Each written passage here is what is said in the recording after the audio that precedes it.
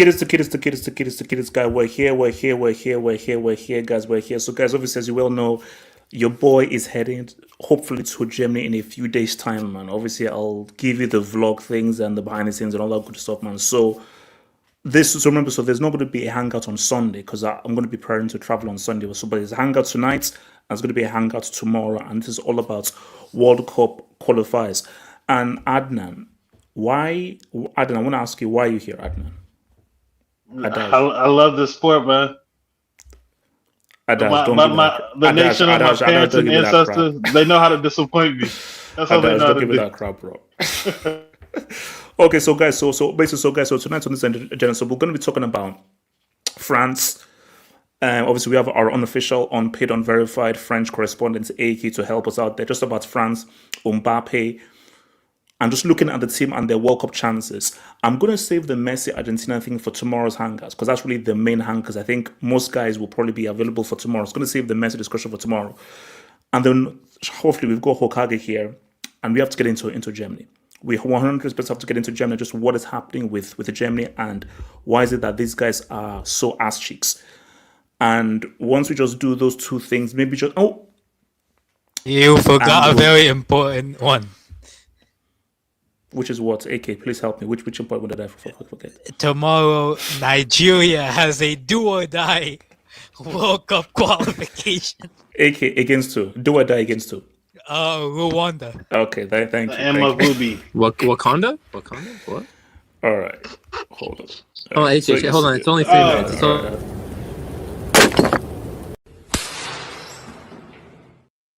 All right, you're congrats very lucky to Morocco for being the first African. If I was out the crib, that'd have been a straight if I was out the crib. So again, guys, like the video, if you're new and if there's anything you wish to answer, guys, feel free to send it into big super guys. Your super chats and the Binskis help too. All right, before we go, all right, hold on. Damn bloody fool. All right, so before we move again, so remember, if there's anything you wish to add to the show, guys, feel free to send in a super chat. Remember, the super chats or Dubinsky's help to go towards world peace, and it can help me towards buying beer in Germany because, guys, I plan to hopefully get extremely pissed every single day up in Germany because German beer is quality. So before we go, guys, I want to show you a certain image. There's a certain image that I want to show you guys, man. And I hope I don't want you guys to get alarmed by this thing. I want to show you guys a certain image. So I'm going to pull this up, guys, and I want you to just respond to this image I'm about to pull up right now. So where's this image? Do we know what this image is, guys? Mikel Arteta and Steve Kerr. So can I just want. Kenny, did you laugh? Kenny, is that you who laughed? Kenny, okay, so no, Kenny. Since you laughed, Kenny, it seems as if you want to be the first to comment. So, Kenny, I know, and Kenny, I know for a fact, just like me, you love both basketball and football, and just like me, you're very, very aware of the football world and the NBA world. So, Kenny, please tell me why Steve Kerr, an NBA champion with the Bulls, with Michael Jordan, who scored a clutch shot for the Bulls, which I do remember watching live. And he's a winner, multi-time winner as a coach. So he's a winner as a player and as a coach. Why is he on the same stage talking about leadership with our dear friend Arteta? Why is he doing this? No, he's not Arteta. He's Arteta. When was this picture taken, please? This is very recent. Very recently. First of all, one quick thing on the NBA: Kawhi Leonard is a scam on and off the Yes, pitch. we know this. Yes. But secondly, actually, I don't know what type of conference or whatever they're talking about. I didn't even know Arteta was interested in the NBA. I thought it was Pep that was out here, on court sides, with Boston Celtics and out here. I thought Pep was the one that was influenced by the NBA, but it looks like Arteta as well. He's following the footsteps. Maybe Steve Kerr can give him some tips, like you said. You see, Kenny. I think Kenny. I think you purposely ignored my question. So Kenny, I'll reiterate this case because again, sorry, maybe my bad. Maybe you missed it out. Steve Kerr is a winner as a player and as a coach. Why is Steve Kerr on the same stage as Mikel Arteta? Honestly, I don't Kenny, know. I didn't crack the joke, Kenny. So I don't know where that's from. I have no idea. Honestly, I didn't even know this picture exists. So, but I've got no idea. I don't know what's the correlation or what's the. I don't know how it makes sense. So basically, they're at a leadership conference and they're talking about leadership. It's a leadership conference. Maybe Arsenal and I don't know, like Berta. Maybe they send Arteta over there to help him out. You know what I'm saying? I have an idea. I have an idea why he's there. Maybe what I'm saying? Maybe set it up. Yeah, maybe Arteta being around winners and guys that won. Maybe it might inspire him or something. I don't know. I have an idea, man. Go for it.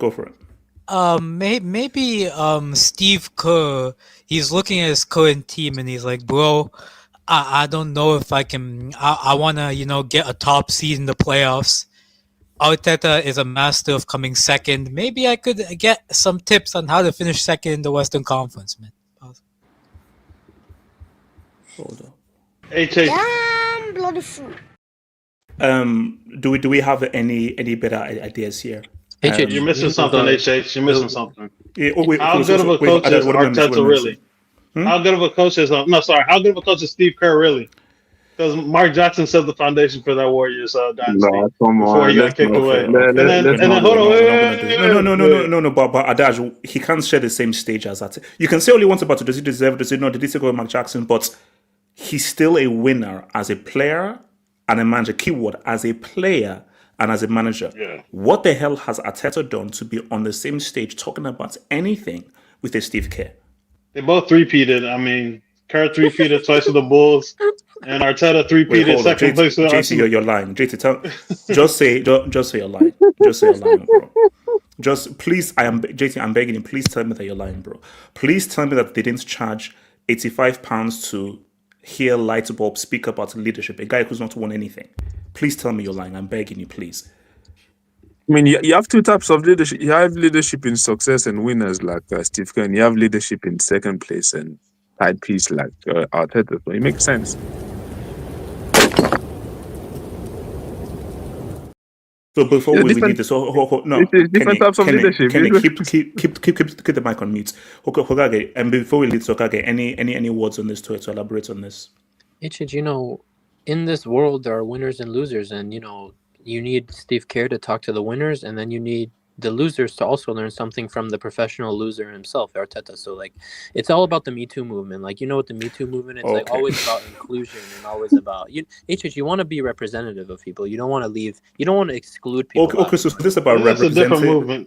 So this is about representation of second place. Yeah. Basically, you can't let those guys out. Come on, HH. It's America all the way. It's also okay. America, FEA, man, FEA. Yeah. Okay, so let's get in. So guys, let's talk about France. So guys, okay. Who believes France are favorites for the World Cup next year? One of the. They're amongst them. They're amongst them. Top five, definitely. They're top three. Okay, I'm going to say something shocking here, and this is why guys will shock you. you. Said a lot of things shocking, AJ. No, this will really shock you. And when I say this, don't get triggered. Streets don't get triggered when I say this. He's a brick. He's a semi-tree trunk. I think they miss Giroud. It's not just Giroud, it's that profile of striker. Because when they had Benzema for a couple of years, or they look way better. He's still just a that type of link striker. That's the type of striker Mbappe just that's kind of a link they're missing, because when I'm looking at this French team, there's talent there. And yes, they will always go, because let's be real, guys. Ukraine missed like a transfer from 2 yards out. The guy with the header. So if Ukraine had better players, they'll say what's up. Now it goes beyond Giroud. You could talk about Pogba. You could talk about Matuidi. You could talk about all these guys. But I just feel that Mbappe, Dembele, Olise, quality, those guys alone, they'll get you to a certain point. These are not winners, bro. I can literally almost promise you and guarantee you, once they meet a real team with real quality, they'll get beat. How many real teams are there out there? I think I see we have real teams everywhere. Can I speak on this, please? Okay, can I go for it? Go for it. First of all, I thought KJ was the French correspondent. No. We have two that are both unpaid and unverified. So damn. Now, first of all, shout out Djokovic, man. That brother is washed, unfortunately. Jesus. But in terms of France today, I don't know what you were watching personally. I don't think they were that bad. No. I never said France were bad. I'm just talking much larger scale. That, bro. Hey, let's bro. It's freaking Kiev, bro. It's that drug addict nation. Of course, we're going to watch these bombs. But I'm just saying that, like, real talk. Are they missing that profile of Giroud? And some in the streets mentioned Ekitike. Ekitike is quality. He's not Giroud. Again, profile of striker. Sorry, I continue. The missing a striker. I mean, I think the French national team, ever since I started following it, has always played with a proper striker, a guy that can hold the ball up and bring others into play. Mbappe is not that type of striker, personally. Facts. In terms of the game overall, I thought defensively they continue to be good. You can see Upamecano when he plays. I think there's like a record that France haven't conceded a goal in the last 500 minutes that Upamecano has played. Something like ridiculous. Okay, here's the thing. Why is it that every time I watch Upamecano, I always get jittery? Because you don't watch him. Like he seems to be good. No. Every time watch him in the big games. No. Every single time. There are guys who are. It's like someone like Thomas Muller, super effective, but he fails the eye test. I look at Upamecano and it's almost as if like you're waiting for him to make a mistake, but he doesn't. So there's just a way he plays that just makes me uneasy. But continue. That's just I think here's the thing, man. You of course you don't like Pep Guardiola, so I feel that the trauma of that time when what's it called? I feel the trauma of that time when Pep Guardiola's team beat Bayern Munich and Upamecano made those mistakes. I feel like that's replaying in your head, but that's 2 years ago. But Upamecano is a vastly improved center back till then. I think he's one of the best center backs in the world, personally. He's top five. He's top five for sure. Yeah. He's because we're saying Van Dijk, we're saying Upamecano. Upamecano. Are we saying Konate in that list? No. Upamecano is better than Konate, personally. Saliba for sure. Well, do we Gabriel? Yeah, so Saliba and Gabriel both in that list as well. Bastoni. I'll put Bastoni. Bastoni as well. Yeah, he's in that five. Pacho. Fuck, I forgot about Pacho. That's true. Pacho. I mean, maybe Pacho's maybe 6 or 7. I think he's definitely top 10. Top 5 is arguable. Bro, come on, top. No, I'll say top 7. But continue, AK. Continue. AK? Yeah. I'm with you. Yeah. Sorry. But in terms of the defensively were good. I thought the midfield didn't play that bad. I mean, you can see that Chouameni and Manu Kone is a far better partnership than Chouameni and DEI merchant. It's a far better. It's a far better, much more improved partnership. And So you have no love for Mama's boy? Mama's boy, he had his time, man. He had his time. But, at the moment, he's not at the level. And, AK, get to daddy, get to Mbappe, bro. Get yeah, Mbappe, he bro. played well today. He turned the Barney for the goal, the very nice goal. Bro, AK, Mbappe is on a tier. Mbappe is on a round. Like, let's be real. He's focused. Yeah, this is a whole new look on Mbappe. He looks sharp. He looks focused. He looks, he looks like he is physically there as well. I thought Olise was magnificent today. Doué was a bit hit or miss. And above, I thought like they played well, but in terms of your question, can they beat a real team? Like, how many real teams are there in the world? Let's be okay. Spain won. We all know that Spain are better than them. Argentina, okay. Apart from that, like, who else? You don't feel like if they play Churchill again, Churchill can get one up? No, because I think they have more attacking talent. They have better creativity. Maybe the only thing Churchill has that they don't have is the midfield control and the midfield balance. So if everybody is fit, you'd still take France over Churchill? Bro, it's Churchill. Yeah, come on, man. What are you talking about? What are we doing? We saw them in a crunch match in 2022, and no, sent the ball to Jupiter. You see, Andaj, you can't do that. And that was a better. 2022. Churchill has improved way. No, it isn't. That's a better Churchill team than currently, bro. Oh, so you're saying Churchill in 2022 is better than Churchill? Yeah, now? bro. Churchill in 22. We're calling it Churchill. No, but England in 2022. I will continue. No. Call it Churchill. So Churchill in 2022, bro. People don't like to talk about it because it looks very bad on a certain white Englishman. But that 2022 Churchill team was the best iteration of Southgate's team. That team was better than the Euros team the previous year. That team was far better than the 24 World Cup team, and that team is better than the current team. Like, so okay, do you believe that France had the potential to win the World Cup? I mean, it's like a realistic chance to win the World Cup next year. For me, the way I look at it, bro, they don't face Spain. They don't face Argentina. They have the ability to beat anybody else. I think Spain are better, Argentina are better, but everybody else, I think they can beat. Yeah. I mean, it was penalties, but Portugal got them though. But it was penalties. Portugal again, bro. Like, I think they have enough for Portugal. Like, Portugal's attack is, I'm not too worried by it. Of course, Deschamps as well, but as much as we want to talk shit about him, this guy knows his way in tournaments, especially at World Cups. They have a lot of talent. Is he lying though? Is he lying? They have a lot of talent coming through, attacking wise, midfield wise, defensively. So they'll be third favorites. AK, don't give me that crap. AK, you and I know that we wanted our North African brother to be the manager of this down team. Yeah, of course. Of course. Zidane's a better manager than Deschamps, but I'm just saying Deschamps, boy, he's effective, he's not flashy, but you can't argue with the guy's World Cup record. But this guy made it to a Euro semi-finals without scoring an open play goal. that's not something to be proud of. Okay, wait. So before I can come to Kenny, shout out to Z-Man.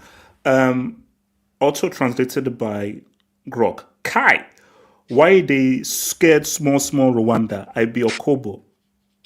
All right. You put that to Google Translate. All right, hold on.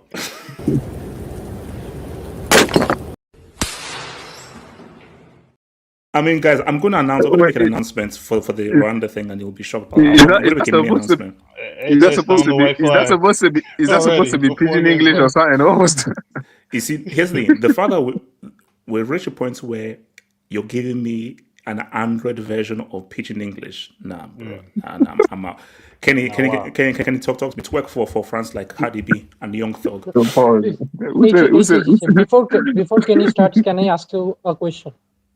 Yeah, it depends what the question is, and I don't have to answer it if I don't want to answer it. So ask the question, but no. It's a serious question. You were telling that France have some players that are holding the team back. You can name the players who are holding the team back, and name your reason. Mama's boy, number 1. And you said multiple players are there. Who are they? So, no, actually, wait, hold up. No. I never said multiple players are holding them back. I started the stream by saying that they're missing a Giroud type player. 1. 2, Deschamps has been there for too long. This team needs new ideas. He's been here since 2012. They need a new, fresh ideas. So those are the two main things. That's a Giroud type striker. Whether he doesn't score, it just helps to bring in other guys into the game. And I just feel like because I went to Germany towards those guys in the Euros, individual talents can only get them so far. But in terms of just an ethos, their peak was probably really the Euros in 2020. 2022, I don't know what I don't even know what that was. That was just divine intervention of how they even make that final. Because I'll be real though, England should have beaten them. Morocco should have beaten them. Morocco and Chelsea should have beaten them. They just went through via individual talents. Individual talents can only get you so far. They need new freaking ideas, bro. And that is what the Zid would bring. Kenny, talk to me. Kenny, what are you saying? Well, man, it gets you so far. Let's roll. These guys still went to a final. So as much as far as I can get you to winning the final. Kenny, quick question. If you had to choose right now, who do you want to be France manager for the World Cup? Zidane or Deschamps? I think Zidane would, I think football-wise, they probably would play better football. But if we're talking about realistic, but let's no. As much as I like Zidane, this is a guy that has brought you to back-to-back World Cup final. He's brought you to. Just one thing, Kenny. I can't lie, bro. Yeah. Even with Zidane, the Deschamps has brought in the North Africans to the team, so I don't know what else Zidane can do. I know that was Ake's real agenda, man. He was waiting for them. I'm not hating. We all have our agendas, bro. We all have our agendas, man. Guys have seen certain players getting caught up now. Now, all of a sudden, Deschamps is not the devil that he's supposed to be. But anyways, like I was saying, like trust dark-skinned defenders. He started Konate and Makano. Okay, guys. Let me say something before. Okay, I'll be real with you guys. And guys, we've all felt this. Kenny, be real with me. When you look at that French team, and you look at the shade of that French team, let's go most people have on here talk like this one is some like 50 Shades of Black. There's never been more brothers than under this guy. I swear. Also, this team is only brothers over there. No. Okay, do you know what's so funny? Because I remember, I think it was when he brought on Thuram and Mowane in the final. I was about to say that. Okay, Hugo Lloris, Giroud. No. Giroud was brought off. Yeah. So remember when he brought on? I think it was Hernandez and Lloris. Entirely black. I think it's Hernandez and Hugo Lloris. Yes, Hey Chase, have you ever seen the movie Glory Road? Literally. Kenny. And issues. That's something. Of course, like we like to show the guy, but as much as results-based business, which football is, the guy gets results. As much as let's be his style of football. He has no quite style. bold. There is no style. Bro. There's no style. No, but obviously not. He's quite a pragmatic guy. You focus on getting good solidity defensively, and most of the time he lets his forward do a bit what they want to do. So he's quite like, as long as you're forward, if you do your stuff defensively, we'll put a certain structure there, and then the forwards can go and do their business. Yeah. So of course it does limit the team certain times. Yes. And especially when they play against lower type of position, it can be a bit more boring. But let's go, bar Argentina and Spain right now, there's no team that if you tell me 1v1 against them, I take over them. Spain and Argentina are the only two teams where I would be, I'm quite confident that they can beat the France. And even them games, Like I think they will beat them, but it will be close games. The rest of the teams, like this, I'm not betting against France against any other team but those two teams. That's it. So that's why I wouldn't. as, Yeah. as much as we want to clown them and yet the manager, like they still have good players. Even one Not player. Nigeria. No. One player that's been clowned. One player that's been clowned around as well. Like Chouameni, last season he had the bad season, but under Alonso so far has been balling. Even today he played very well. So maybe some of these guys, if the club form improve, maybe their form as well with the national team will improve. So I feel like, for example, I feel like Mbappe was going into that, like for example, the Euros, he was quite in poor form. I feel that reflected in the Euro. Even the Chouameni, I feel like certain of the players were going there with poor form. So if maybe some of these guys have good season, you're looking at a Chouameni or Olise is having a good season, Dembele's, your Mbappe's, them top players. If these guys have good season, and did you see how it skipped over Dembele? yes. When is the last time Dembele had a good performance for France? This is the Ballon d'Or winner we're talking about. Honestly, see, it's louder for the kids at the back. No. For the when they were qualified for that for the final four of the Nations League, he actually had a good performance that game. Well, today he got off injured, so I'm not going to be like he was garbage. But yeah, that Nations League, he was quite poor. I would agree. But like I said, talent-wise, for me, they still have the best. They still have the best pool of talent of any teams. Like, bring me the 23 names that they can bring there. They have better talent than any team. So, is France the most talented squad in the world? Yes. No. Second most. I put Spain ahead, but that's Argentina, Spain are talented. No. For me, if you look at just in terms of just talent. Yeah, in terms of talent, for me, France have the best top of talent. Obviously, I don't think they have maybe balance and certain stuff. But if you're looking at talent-wise, Spain and Argentina, personally, I don't think they have more talent than France. But obviously, that's when it comes to your team, your balance, and now your manager plays. So obviously, I think they play better. But talent-wise, I don't think any teams have more talent than France. For me, I would say that defensively and offensive options, yes.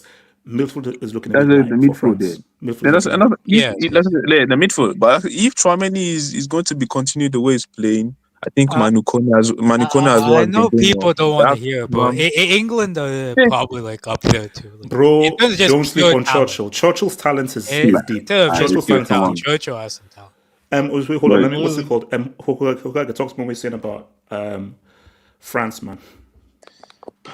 I think the only thing that gives me question marks about France is just the midfield. I mean, it's just when they go up against Spain, the reason why they struggle against Spain is just Spain's midfield takes over. I mean, you can't get into the game if your midfield gets out. You can't get the ball. You can't touch the ball. That's the main deciding factor for me against a team. But okay, it's not even only that. Let's say they still had a Pogba and Matuidi. Spain will still dominate, but Pogba is so good with the ball and is so effective when he has the ball. Because these guys are trying to sell Chouameni to me, bro. I'm sorry, you're going from Pogba to Hokchua, bro. Nah, we're not doing that, bro. Okay, listen. Chouameni is still young, and I am expecting a lot from him this season under Xabi Alonso. So I won't be calling him Hokchua, bro. Let's relax. I mean, you saw that pass today. If Pogba made that pass today, you would be creaming yourself. Kenny, lied to me. Hokchua is never going anywhere near Pogba's level. Never. No, not saying that. But all I'm saying is he's not as bad as the way he's making out seems like this guy's some garbage player. Nah, this guy's not garbage. I never said he's garbage. He's slightly above mid, which is not good enough to win a World Cup. That's what I'm saying. Hokage, talk to me. Has Pogba played this season, by the way? He starts playing in October. Anyways, yeah, I don't know. Maybe we'll see Pogba at the World Cup next summer. I don't know if he does it with Ansu Fati at Monaco. Okay. Hold up. Listen, Ansu Fati that's messed up. HH, we've been calling him Ansu Fati since COVID, bro. We've been calling him that since COVID. What are you talking about? Anyway, listen, bro. This France team, I think next summer at the World Cup, genuinely, I'm not saying this just because he plays for Bayern, bro. I think the levels Olise just keeps reaching right now. It's kind of scary, bro. I honestly everyone knows that the guy. Okay, let's be real. This is where Deschamps is be real. I know he's going to be getting the Ballon d'Or in a few weeks. If it's between Olise and Dembele, I'm picking Olise. I agree. Honestly, I honestly agree because, and you know, it's not that it's not like they can't coexist in a team. Honestly, in my opinion, looking at the France team, probably their best front four is you play Cherki at the 10, Olise on the right, and Mbappe on the left, and Dembele at striker. That's probably, in my opinion, that's them at full strength at attack. But I don't know. I think at World Cup time next summer, where people are going to be calling Olise best player in the world shouts. Like, honestly, that's not too far off. And then, like AK and the other guys said, like, Deschamps gets that defense down for France at these tournaments well. And if Upamecano has the season I think he's going to have, and then you partner him with one of his side chicks, either Konate or Saliba, that's looking like a scary defense as well. With like, it's just the midfield. Like, when would they come up against a Spain? When would they come up against an Argentina in the World Cup? I don't know, but I honestly agree with everyone else. It's like, even the Portugal thing, I honestly, I'm done hoping anything for Portugal at international tournaments. They consistently believe in Gonado. No, they consistently. This is the last hurrah, baby. This is the last hurrah. They consistently flop at international tournaments, so I'm not hearing it about Portugal. So, bro, I think this France team is very good, and if they can avoid like a Spain, so believe this France team is capable of winning the World Cup next year. Honestly, yeah, and dude, if they get to 3 World Cup finals in a row.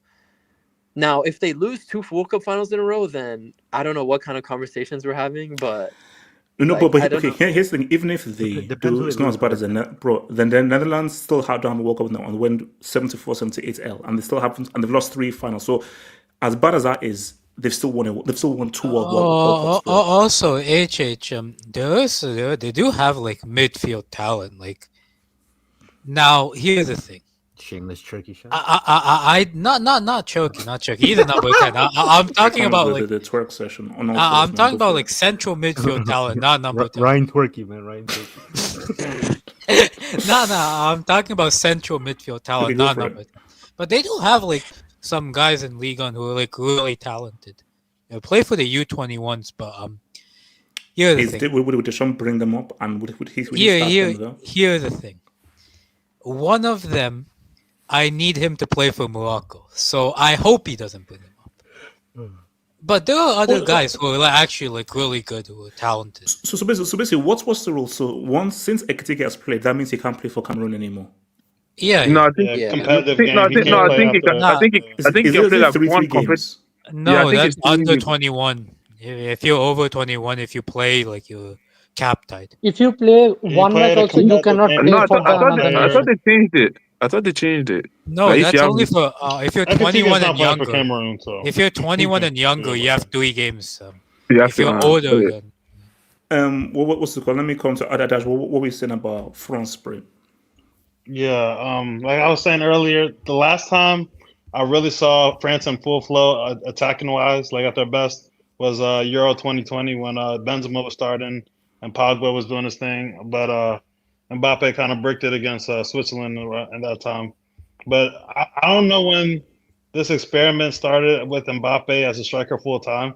Like, can someone explain to me why he can't play on the wing anymore? I know France have a lot of wingers, but even at Madrid, he seems to play striker most of the time. Is it a thing that he's better at striker now, or? No, Adash, I said it at the very top that they're missing a Giroud type player. A Giroud type player helps Mbappe. If Mbappe can play off of a tree trunk, Mbappe will cook. We know he'll. Let's say Ekitike matures a lot between now and the World Cup. Would you start him as striker and then put Olise at the 10 and then bro, even if whether you're twerking for Liverpool or not, if Ekitike has a great season, you have to start it. You have to. No, it's not because he plays Liverpool. Because I wasn't even that big on him at first, like on Ekitike, but he's shown a lot early on in the Liverpool career so far.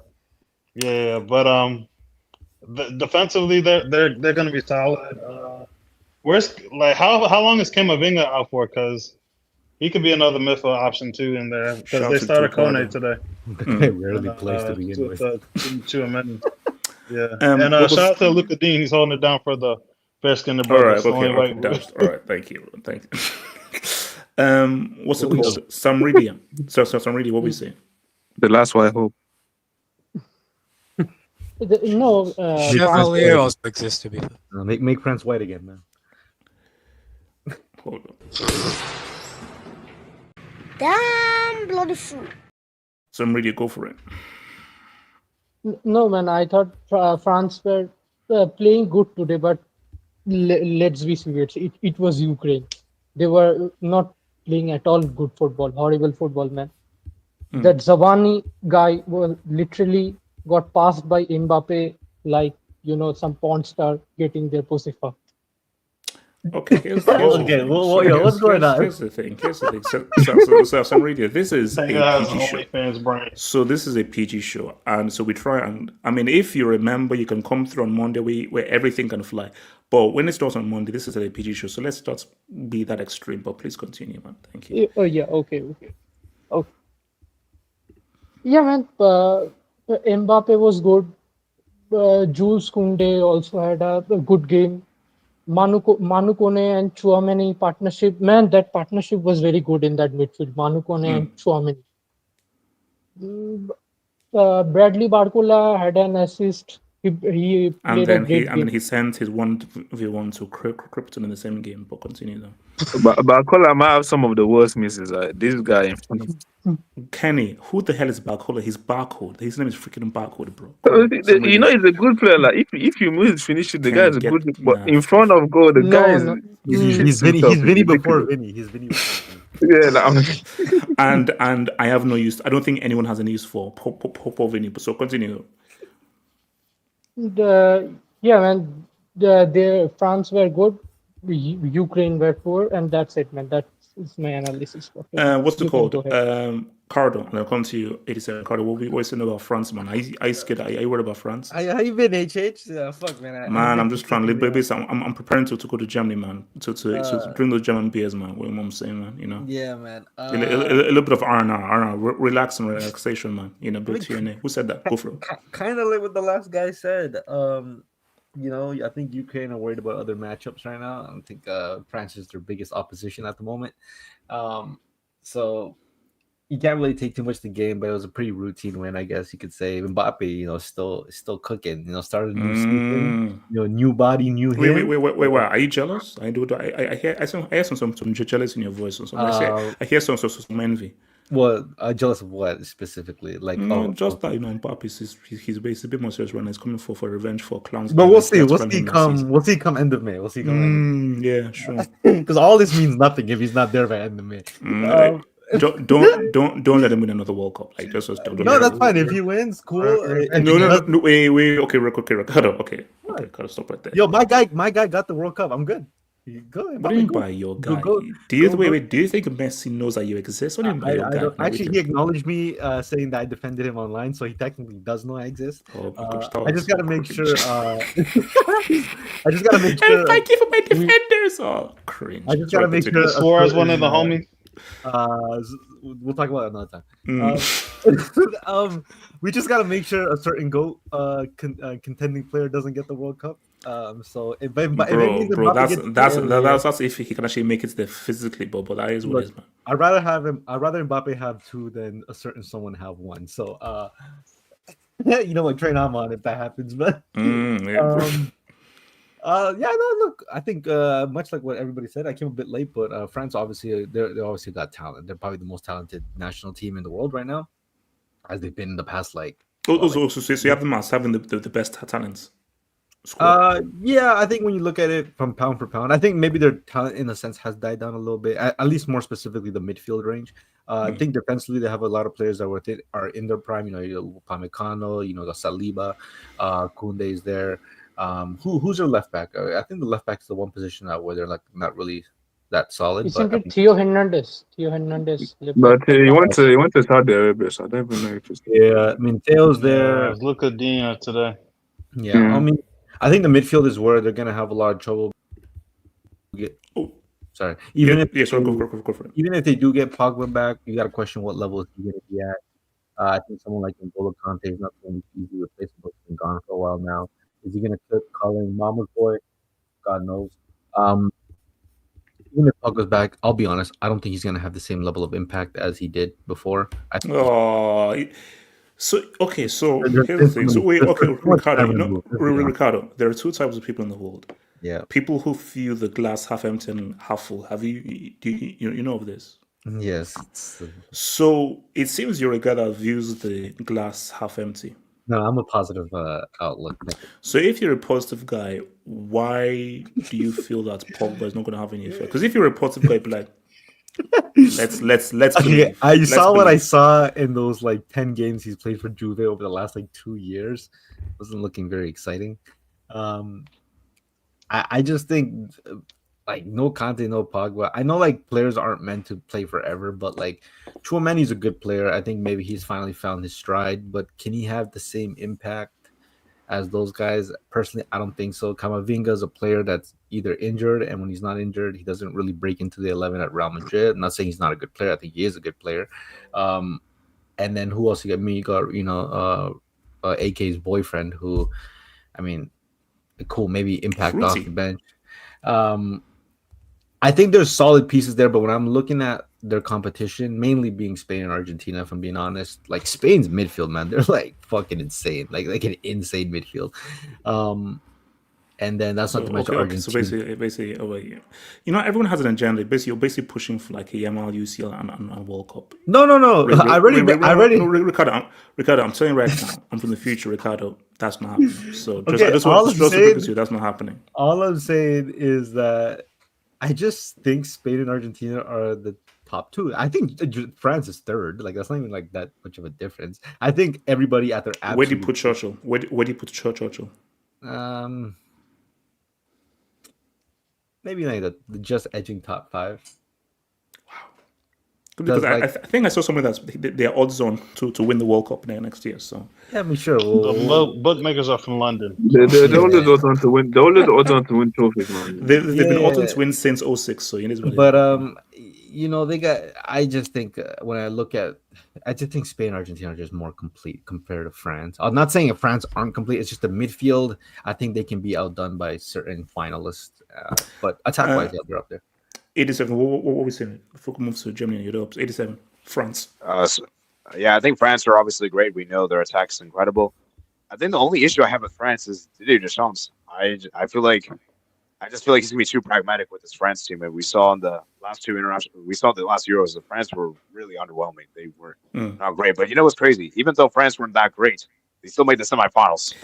So here's the thing. Because obviously Kenny's idol and hero is Didier Deschamps. Do they make these finals because of Deschamps or in spite of him? I feel like I feel like it's in spite, at least in the recent ones. I will say I think 2016, 2018, I think he was good. For me, I think they should have moved on from Deschamps after the 2022 World Cup. I think that should have been it. 100%. So, yeah, but I mean, but as we said, guys said, France has so much talent. When you have so much talent in the team, you're bound to go far. The question for France is that because the France expectation shouldn't be to go far, is to win it. Like that's the quality they have. And will they win the World Cup next year? No. No. It is even this. I'm answering the question. They're not winning the World Cup. Like they may go for the not winning the World Cup next year. Are you being so definitive with it? Like, come on. Okay, Kenny, save this tweet and everything, and let's see what happens next. It's a guarantee. They're not winning the World Cup next. Like, it's a guarantee. Like, it's not even anything. It's a guarantee. They're not winning the World Cup next year, bro. Wait, hold up. Oh yeah, Brazil. But has a team made 3 World Cup finals in a row? Brazil. 94, Brazil. 98-02. And 2-0. But shout out to Mbappe. I think he equaled Henry as the second most goals for the national team. Well, the same one who's never scored in the middle. Okay, yeah. So let me hit some quick. So shout out to Talents FC. Olise treating Bundas like a side chick. Hashtag LFC 2027. Is this true? Release clause, baby. He has a release clause. There is no release clause. Hokage, do you have any thoughts on this? Are we saying Olise's? Basically, there's this guy, Byron Space, on Twitter.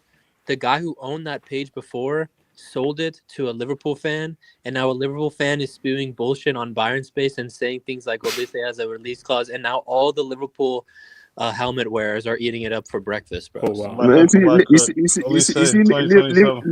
Liverpool, they start spending money in the summer. Now all of a sudden, these guys they're moving crazy. Like that's it, bro. That's it. Once you get money, people change, man. Yeah, man. More money, more problems, man. Tansi FC, Bayern wanted Anthony, dustbin of Europe, queen of. Okay, Tansi FC. Okay, I think that's a bit too rude. Tansi FC, thank you for your contribution. Moron. Hokage, is the mic okay then? Hokage. Yes.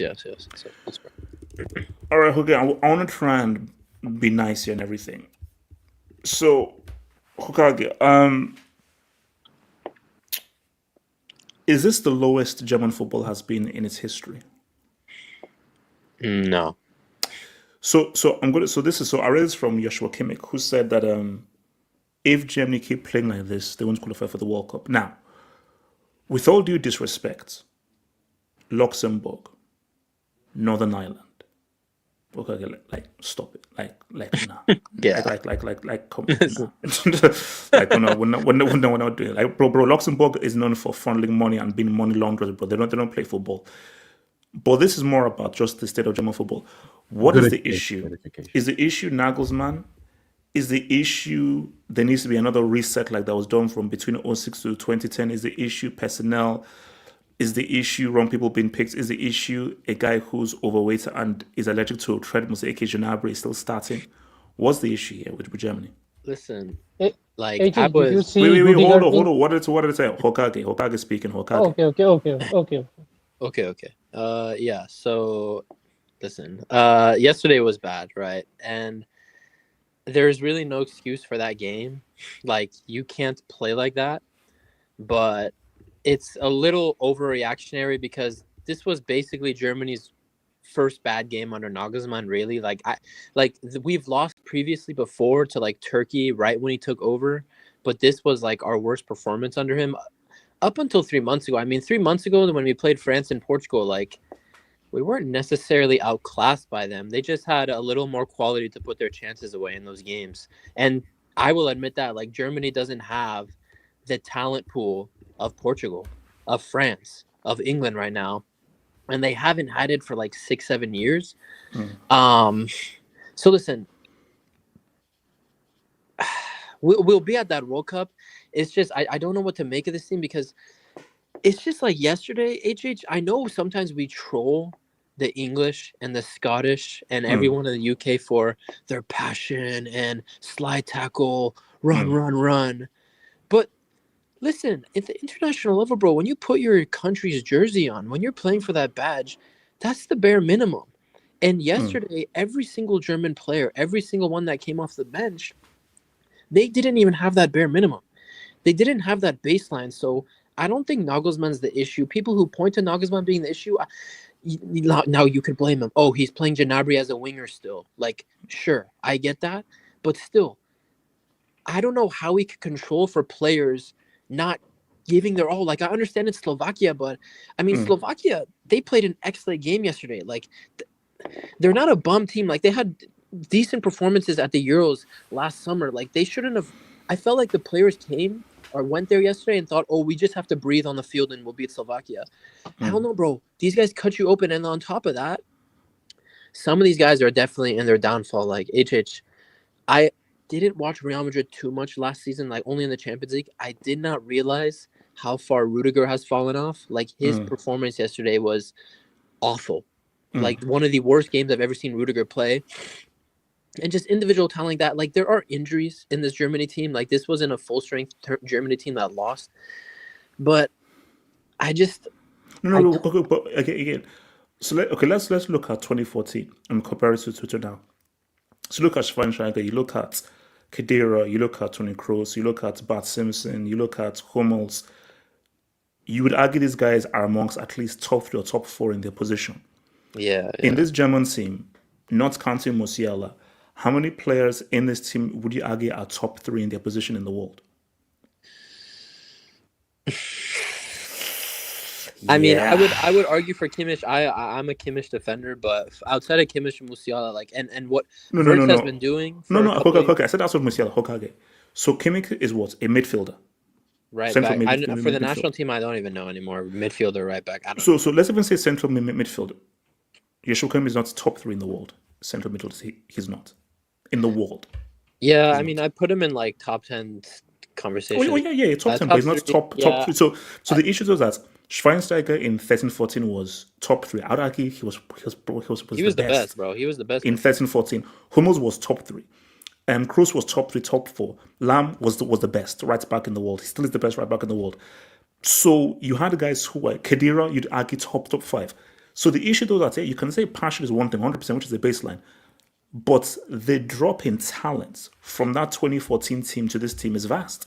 So you go from where in multiple positions guys are top in the world to not outside of Musiala. How many people in that squad are top 3 in the world in their position?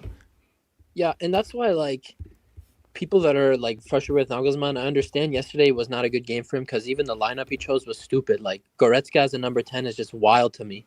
But he is a manager that could get a lot out of players when he doesn't have the best team. And this isn't, this German team is injured, but if Germany had their full strength like squad, it's basically the same team minus Kroos and Neuer. It's basically the same team as the Euros last year.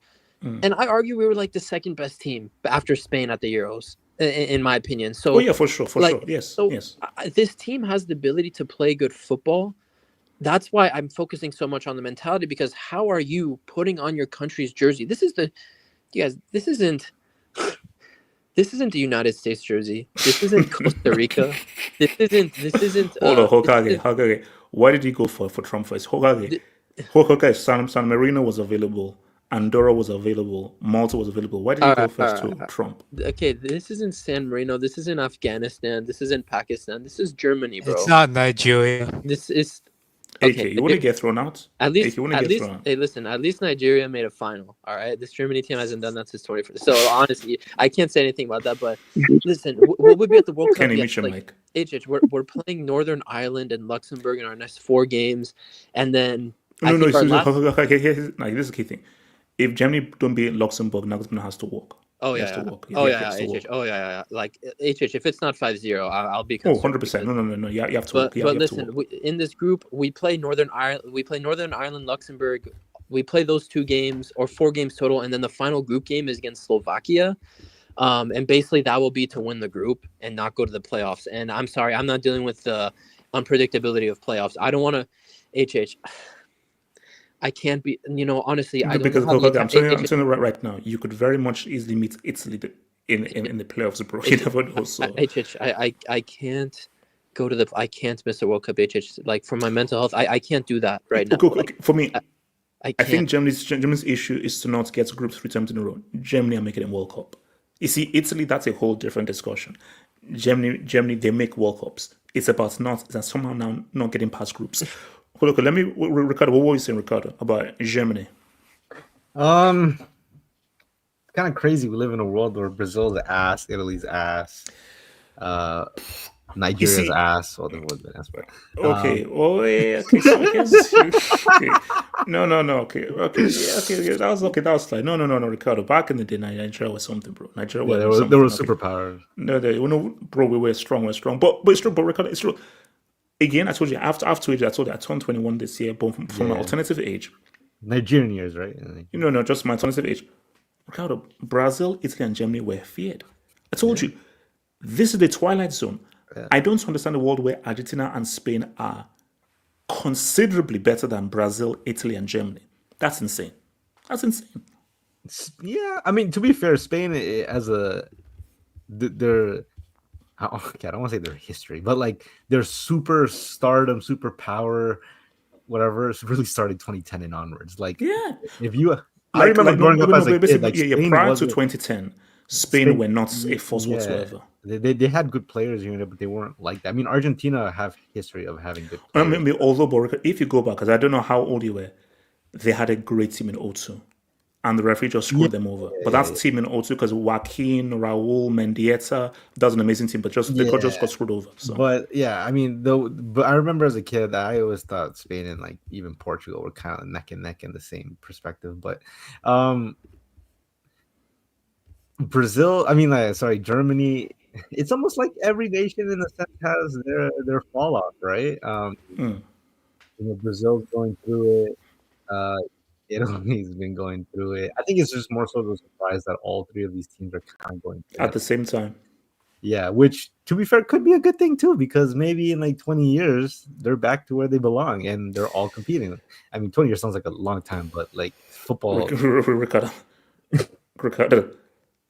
Looking at us, Ricardo, HH might not be Ricardo, looking at that Serie, bro. Looking at that Serie, it may take Italy like 100 years, bro. Yeah, no, it's not. It's not looking good. Maybe they. I don't know. Maybe they do open up their immigration policy. Okay, all right. Thanks. All right. I mean, it's worked. So for some, yeah, Ricardo, it's what we look at France. But yeah, keep going. Go.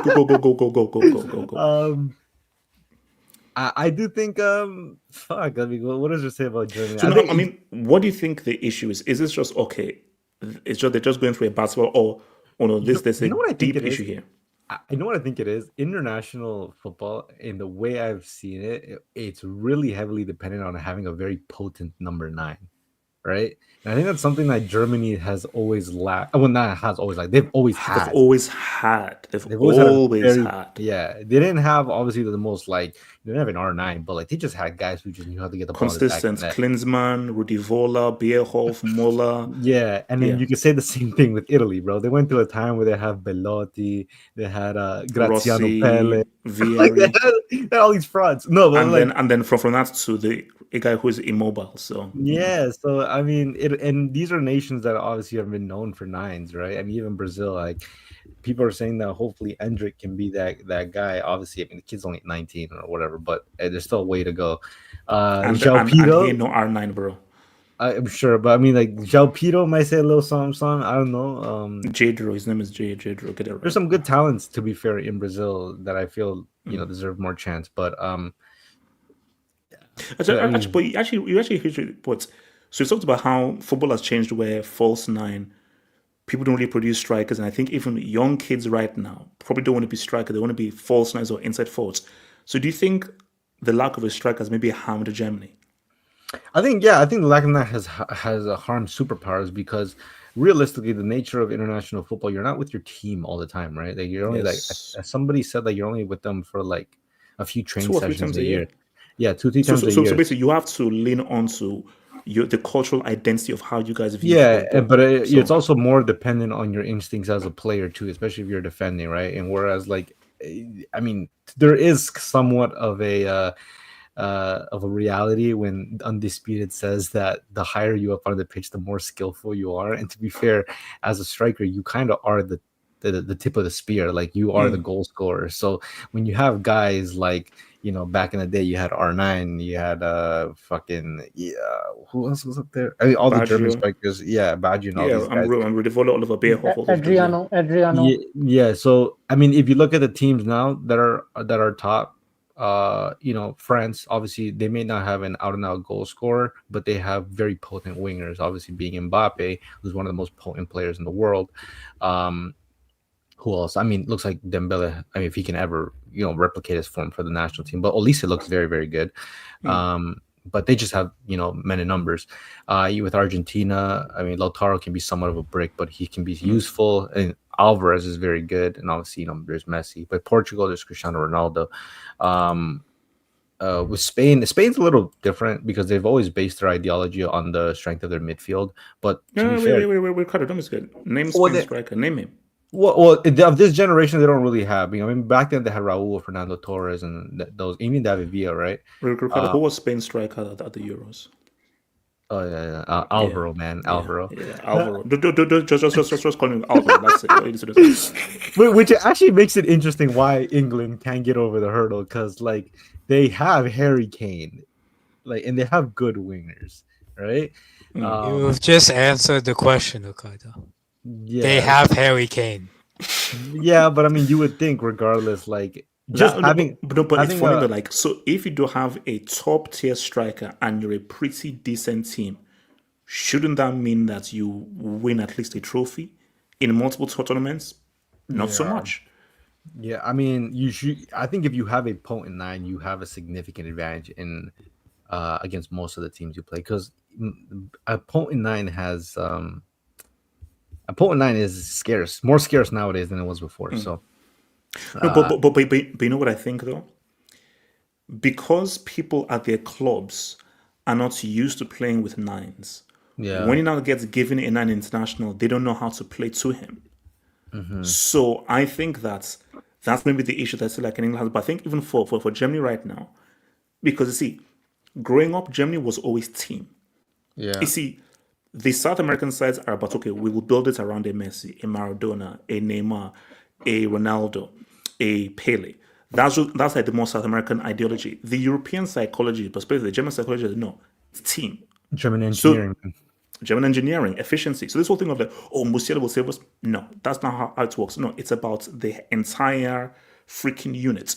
But the issue is if you've got a failed art student and Shai Havertz as your striker. What's his name? Voldemort? He's actually not even that bad of a Voldemort. He's not even that bad of a player. He's just Ricardo, Ricardo, you're not winning a World Cup with Voldemort as a striker, bro. No, well, he's hold on, Ricardo. He's not our starter. He's by the way. He's not. No, but y'all got me? Yes. I mean, Okage was the starter then. But he's like, okay. Wait, Ricardo. But how old is Voldemort? Isn't he like 22 or something like that? 23. 23. I mean, that's still pretty young. Like, and you know, when you're like 6'6", you gotta get used to your motor skills a little bit. So he still got a bit ways to go. But hello, we might be in the tall striker era, bro. Yeah, Jokeres, Isak, Haaland. Ricardo, the issue with Voldemort is that he's very tall, but all of the things good about him are not physical. So he's not that good in hold up. He's not that good at heading the ball. He's very skinny as well. Yeah, I mean, okay, but he's making a big move to the Premier League now. So he can't fraud his way into a national team. We'll see. The World Cup is like what 10 months from now, bro. Like he could improve. Like so we're saying Germany qualify for the World Cup, and they're getting points by Luxembourg, Northern Ireland, or Slovakia. I don't see a world where Germany are not in the World Cup. Like them not being in the World Cup. Ricardo, you say this though.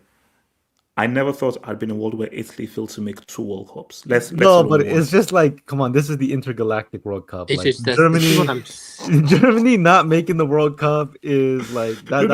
Actually, you know, obviously, we're also going to look at Iraq might make the World Cup. So here's my thing.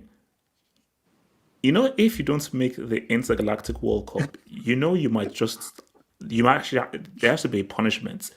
Well, so what's Nigeria's punishment? I'm not gonna lie. Like Peru needs to surrender their independence after. Like what the fuck, dude?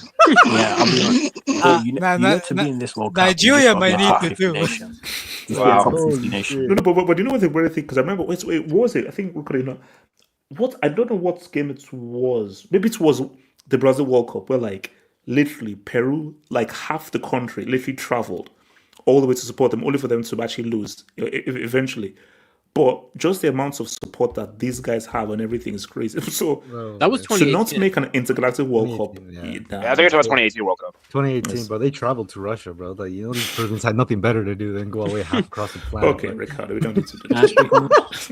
Okay, wait, hold on. Let me bring in your boy Kenny, and then I'll come to you, Marius. Can I go after Money Miss? Yeah. And then the bar picking right in there, and then social media. Kenny, what were you saying?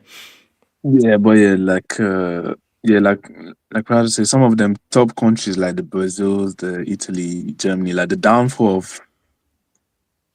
That's probably those are like the big 3. Like the downfall is crazy.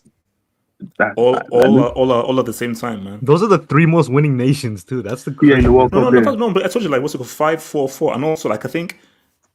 Germany, I think, are probably the most consistently best performing nation at World Cups as well. Yeah. Even right in international, the ratio looking a bit crazy right now. Yeah, in international tournament in general, but yeah, that's crazy. Like I saw the way Rudiger got twisted by my man. That was tough. That was a finish, by the way. But you know, I think. Do you think Rudiger has just sort of tapped out like? UCL for Chelsea, UCL for Real Madrid. Now he's just vibing out now. I feel like ever since he got that knee injury last season, I feel like he ain't been the same. Like I don't like last season he played through an injury, and I thought he got surgery on it, but since then I feel like he's declined a bit. Like let's go. Like Rudiger was a very physical defender as well, so he relied a lot on his pace and his physical attributes. So maybe of course his aging and the injuries I do feel like he might be one of the centre backs that don't age gracefully. If I may say myself, but now as a team, still, even if you want to say the team's not good enough, you don't have your main starter. Like losing to Slovakia is there's no excuse. You can't lose to Slovakia as Germany. Yeah, With all due you can't be losing to. now. You can't be losing to Slovakia. There's no excuse for that. Watermade up top. I don't know who else you had. I saw that. I think I saw that they played Goretzka as a 10. Like this is.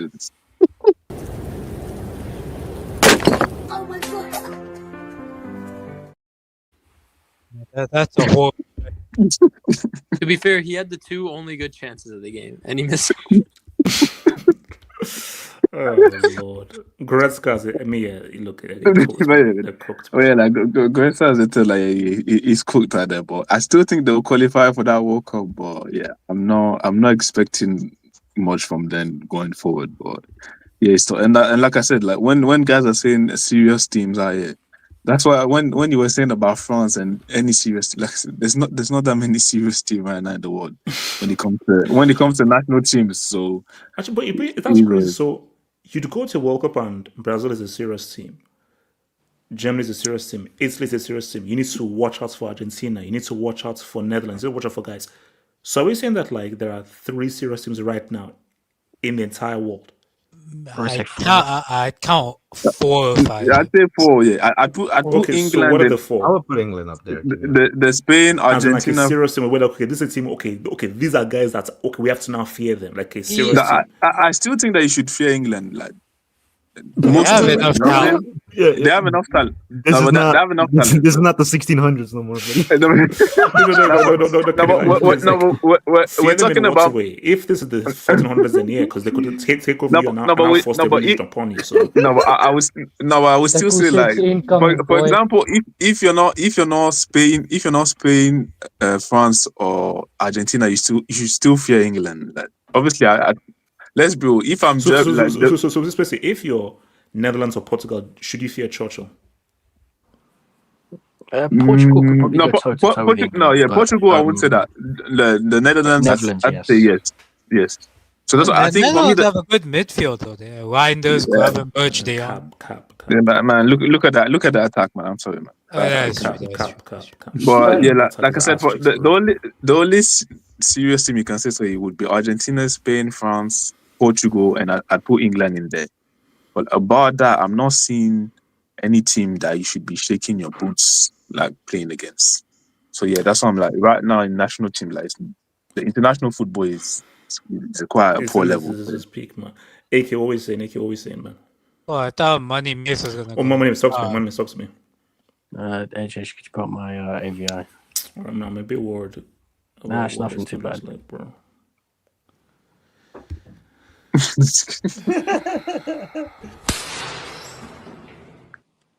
Stupid moron. Listen, you do know when you don't be mad at your boy made the layup for Money Mace, man. When you drop that picture, you do know like the amount of material I can put on that. Bro, if that was the 12th place season, I'm putting the 12th place Chelsea position on the phone right there. You know, that's an easy layup. You know what? I hate the internet and just technology. Y'all did this to yourselves. Blame me. Nah, Barry, that's up there with the cinema. You know the cinema video. Yeah, absolute cinema. Nah, what specifically is the question that you're asking? So basically, Germany, like, what is the issue? No, because obviously we sort of expected to point international, but really the thing was they've lost to Slovakia, so they've lost their last 2. They lost to Spain, lost to Portugal, lost to Slovakia right now. What's the issue with German football? Like, since these guys are down to the doubles, because even if they qualify for the World Cup, they might get grouped again. These guys just got a really bad talent pool at the minute. Honestly, sometimes we can talk about tactics and coaching, but at the end of the day, international football is very much dependent on who you have in your squad. And I'm sorry, Germany just don't have good players in this current talent pool. There's nothing you can do about it. Maybe well, there is, because remember, like, they went through something similar after Euro 04. Invest, and then that's how you had that golden generation. You stole my point, man. Damn it. Yeah. But also the generation of young German players that were supposed to be coming up now, like barring Musiala and Wirtz, a lot of these guys haven't really hit the heights. I remember that Yusuf Makoko, who was Draxler. at Dortmund. Yeah, Draxler. But Makoko was supposed to be super wonder kid, the next up, like youngest Bundesliga scorer ever. Bro, guy's got shipped off to Copenhagen now. Like, well, I mean, they got his age wrong. I don't think his age guys, let me tell you something crazy. Do you know Mario Götze is 33? Yeah.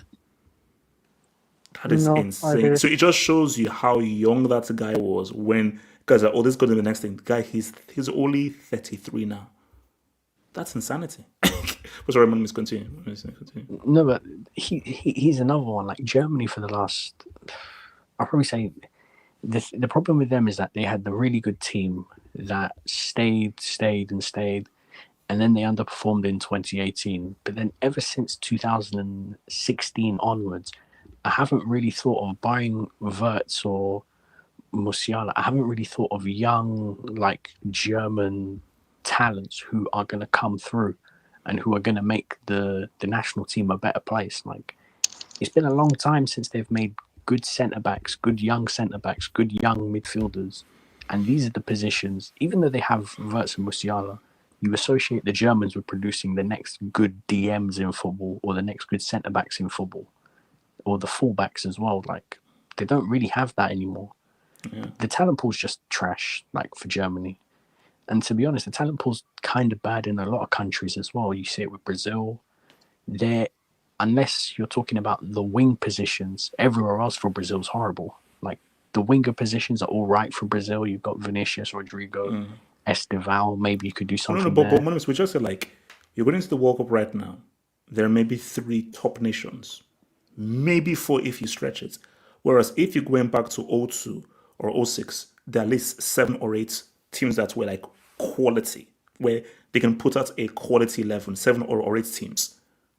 But I just think talent wise, it just show, individual talent is just washed.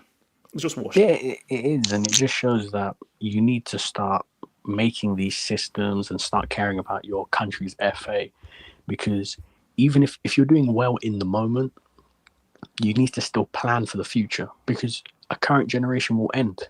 You've got to plan for what's going to happen next. You've got to plan for what's going to happen in the future, because if you neglect that, the future's closer than what you think it is. Like, bro, I bet you Brazil in 2006, they probably thought they were going to be on top forever. They were going to be the top team. Dino, new generation, Robinho's coming through in these guys. You had to have that. Pato, like. No, I told right now. 5-6 years later, they're trash. I believe Zidane did more damage to Brazil than Germany in 2014. That's my hot take. I believe what Zidane did to them was much more psychologically damaging than what happened in 2014. Now that's a cold take. That's not. I hear it because they did move away from their style, but also at the same time. So after I think they did different things. 2010, Dunga came in. Let's now do counter attack. Well, I think 06 was more like, let's cheer there. 06 was more like Brazil's talent pool and the way they played completely changed. 2014, bro, they lost their aura as a nation. I think it's like 2 different. Yeah, 2014 they lost their aura. I will say that. AJ, do you know those 5 stars at the top? Like, they didn't hit the same after that. Wait. How we live in a world where you show me the Brazil jersey now? It don't, like, seriously, I was walking down the street. And it's a fashion item now, man. It's a fashion item. Yeah, the O2 Ronaldo jersey. No, it's real, bro. They be wearing for drip or for IG, man. Like, yeah, bro. They don't even wear the current the one. jean shorts with the jean one. shorts, man. No. But that's things like when you wore that jersey before. I'm literally like wearing Brazil. Bro, you wear it now, money miss. There's zero aura. Zero. I'm like, this is insane. A Brazil jersey has 0 aura. Kenny, bro. But AJ, to your point, everyone wearing Brazil jerseys.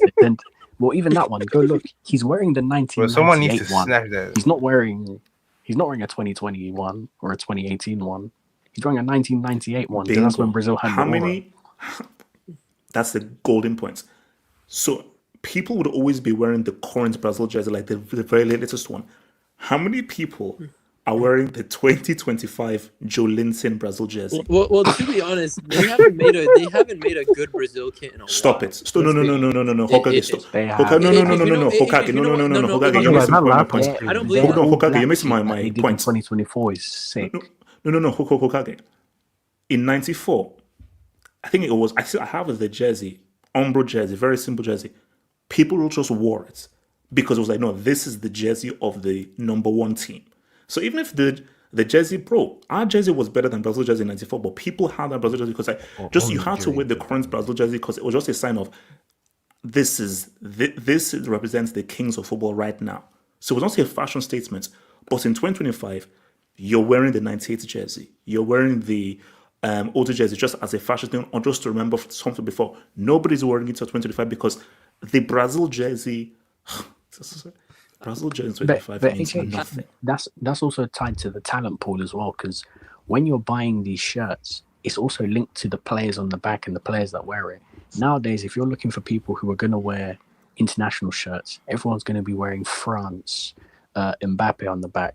Or Hey, Messi, hold on. No. Argentina. I'm not shaming anyone's jerseys. If shout out to understand social, I'm not shaming anyone's jerseys. If you want to rep the Brazil jersey, especially if it's a guy that plays for Chelsea or club, that's fine. I'm just talking holistically overall. The jerseys just don't hit the same. They don't have the same reference as they used to.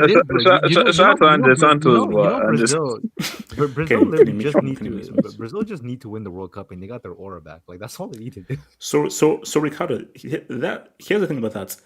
They just need to win the World Cup. Ricardo, you can't just say that quickly and then just run away. No, you do. They just need to win the World Cup. No, but think about it. Like He said like it's an FA Cup or something. Ricardo, winning a World Cup is not like a karaoke. This is every force and Ricardo.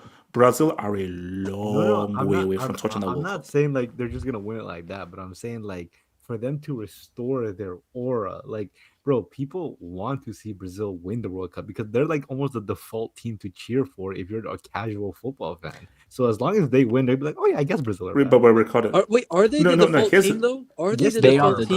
Hokage, there we go. They are the default team. No. I don't know about that. I'm with Hokage. If In 2020, look, here's no. If you're talking about kids, okay, I understand because they never saw great Brazil. But if you talk about anybody over the age of 30, that they're gonna be like, yeah, Brazil. If their team is not that, wait. If Nigeria couldn't win the World Cup, like, who would you actually want to win it? And remove your Mbappe hat, like, for a second. Here's the thing. Didn't you say it's wait, hold up, monuments. It's withering away. As of right now, of course, it's Brazil. But with every edition, as these guys begin to chip away, I'm like, okay, you know what? There may always be that nostalgic feeling because of what, like Brazil was the introduction to many of us into football. But monuments, that jersey is just, it's like, I'm being real with you. I see that Brazil now, and I'm like, I don't recognize these guys, bro. Like it doesn't hit the same. It doesn't have the same vibe. And also, you're such a nostalgic guy. Here's the thing with that. I think that's problematic. Brazil not being Brazil, I think is harmful to football. But I think it is. You're saying that, but like for example, and you're probably going to drop the brick when I say this. Yeah, if Brazil win.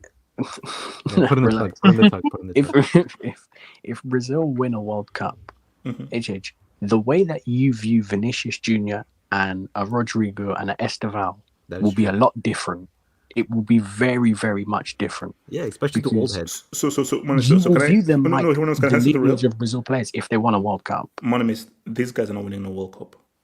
No, Pinky promise. Pinky, but they're not winning the World Cup. Like obviously, if we're gonna bet who's gonna win, they're not gonna win. I will bet that as well. But he's saying on the off chance that they do win the World Cup, your perspective of them really changes just because we know. If Vinny wins a World Cup, the way you have to look at Vinicius Jr. now is different. Mbappe's no, 100%. And basically brought them back.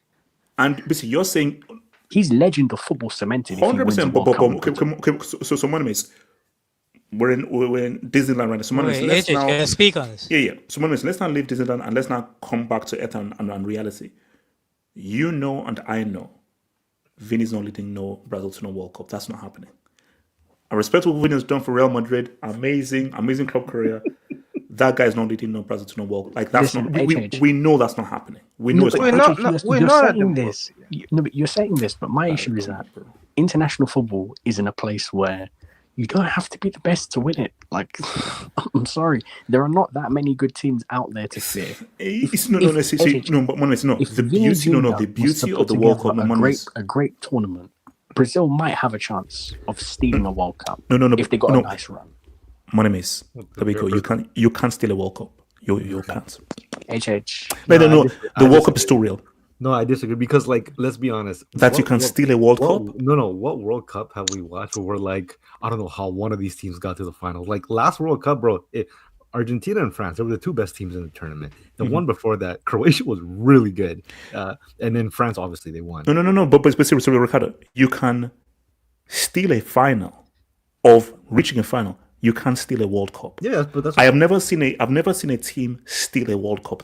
No, you can't because typically, like I don't know what it is about the World Cup. I mean, back in the day, if you were in the 78. No, I forget about 78. But I just think as a reason, like if you're in the finals because you totally deserve to be there. I just think like when I'm thinking about the best teams, like obviously the top three mainly being Spain, Argentina, and France, like. I think they don't have the amount of World Cup titles as the other three of Italy, Brazil, and Germany. But like, I just think on a tactical level, quality, talent, like those three teams are so ahead of everybody else. Maybe just like England in between, but like, I just think one of the winners is going to be one of those three. I don't think it's going to be a surprise. No. Yeah. No. Ike, what were we saying, Ike? Guys, we have Ike. On Germany. Okay. Yes. Okay, yeah, man. I just think the talent pool is not the same as it once was. Like, I just think some of the players, like let's be real, bro. Like, Nadim Amiri should not be in the German national squad. AK, Serge Gnabry is fat. Leon Goretzka has stopped taking steroids. Yeah. No, here's the thing, AK.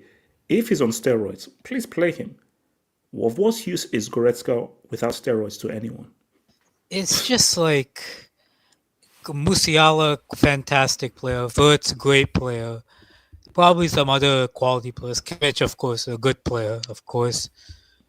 But like this German team, it just feels like distinctly average. Like.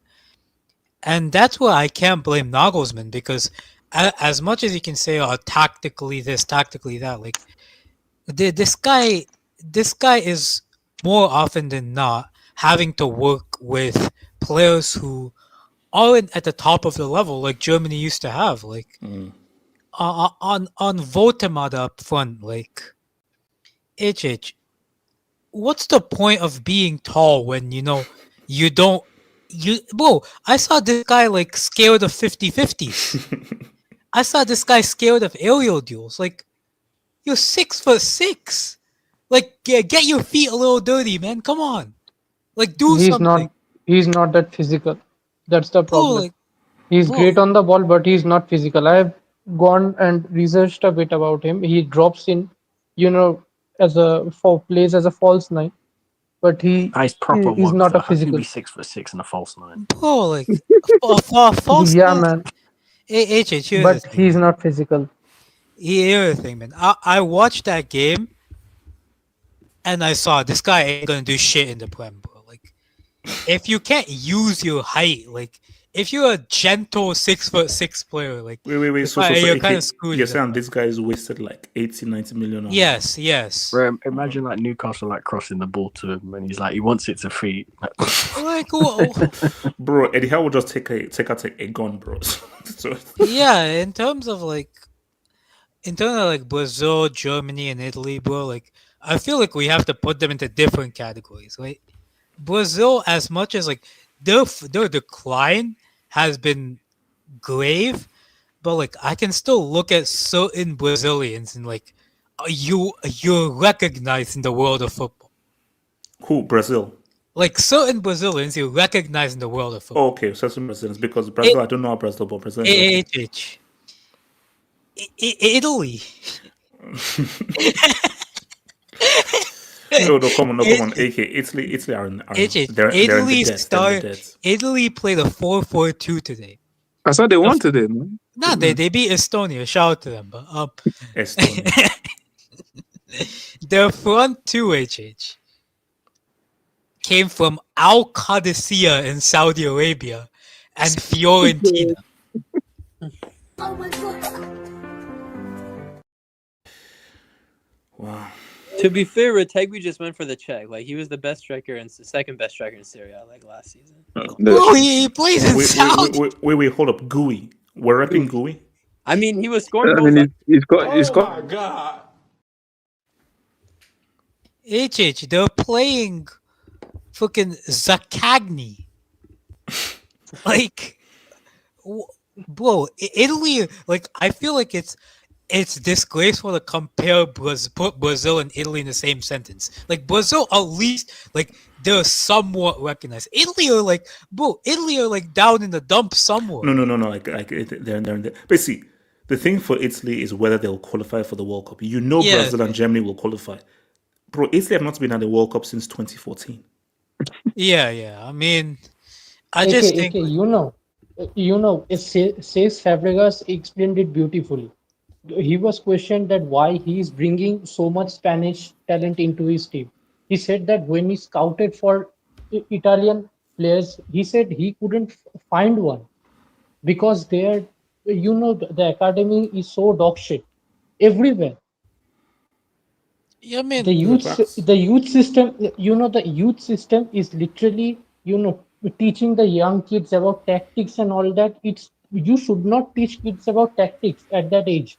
Under 10s, under 11s, you should teach them how to be good on the ball, improve their technical skills. First, they should learn that before, tactics. I just think, like, bro, in terms of Germany, like, they'll get to the World Cup. Like, they're two, like, I think they're two. Are they getting past the groups in the World Cup? Bro. Have you seen the way these groups are made, bro? It's the intergalactic edition, bro. And it's sad. So you have Spain, Argentina, and France. I'll include Portugal and England like a tier below. Apart from, I generally could make a case that Morocco could do something after these teams. No, come on, 100%. No, 100%, bro. 100%. Well, why not? Italy's best winger didn't get selected in the Champions League squad for Liverpool. Chiesa? He's their best winger? No. Bro, let's be real. Who else is better than Chiesa, bro? I mean, wait, come on, hold on. Wait. Chiesa can't be Italy's best wing. Oh, who's better? Who's better? AK, El Shaarawy still kicking about. No, you're lying. No. Shut up. The fall off to Italy is so bad, bro. El Shaarawy's a starter. He's a starter at Wait, hold on. You know Italy have a black winger called like Willy Nonto from Leeds. Just call him Nonto.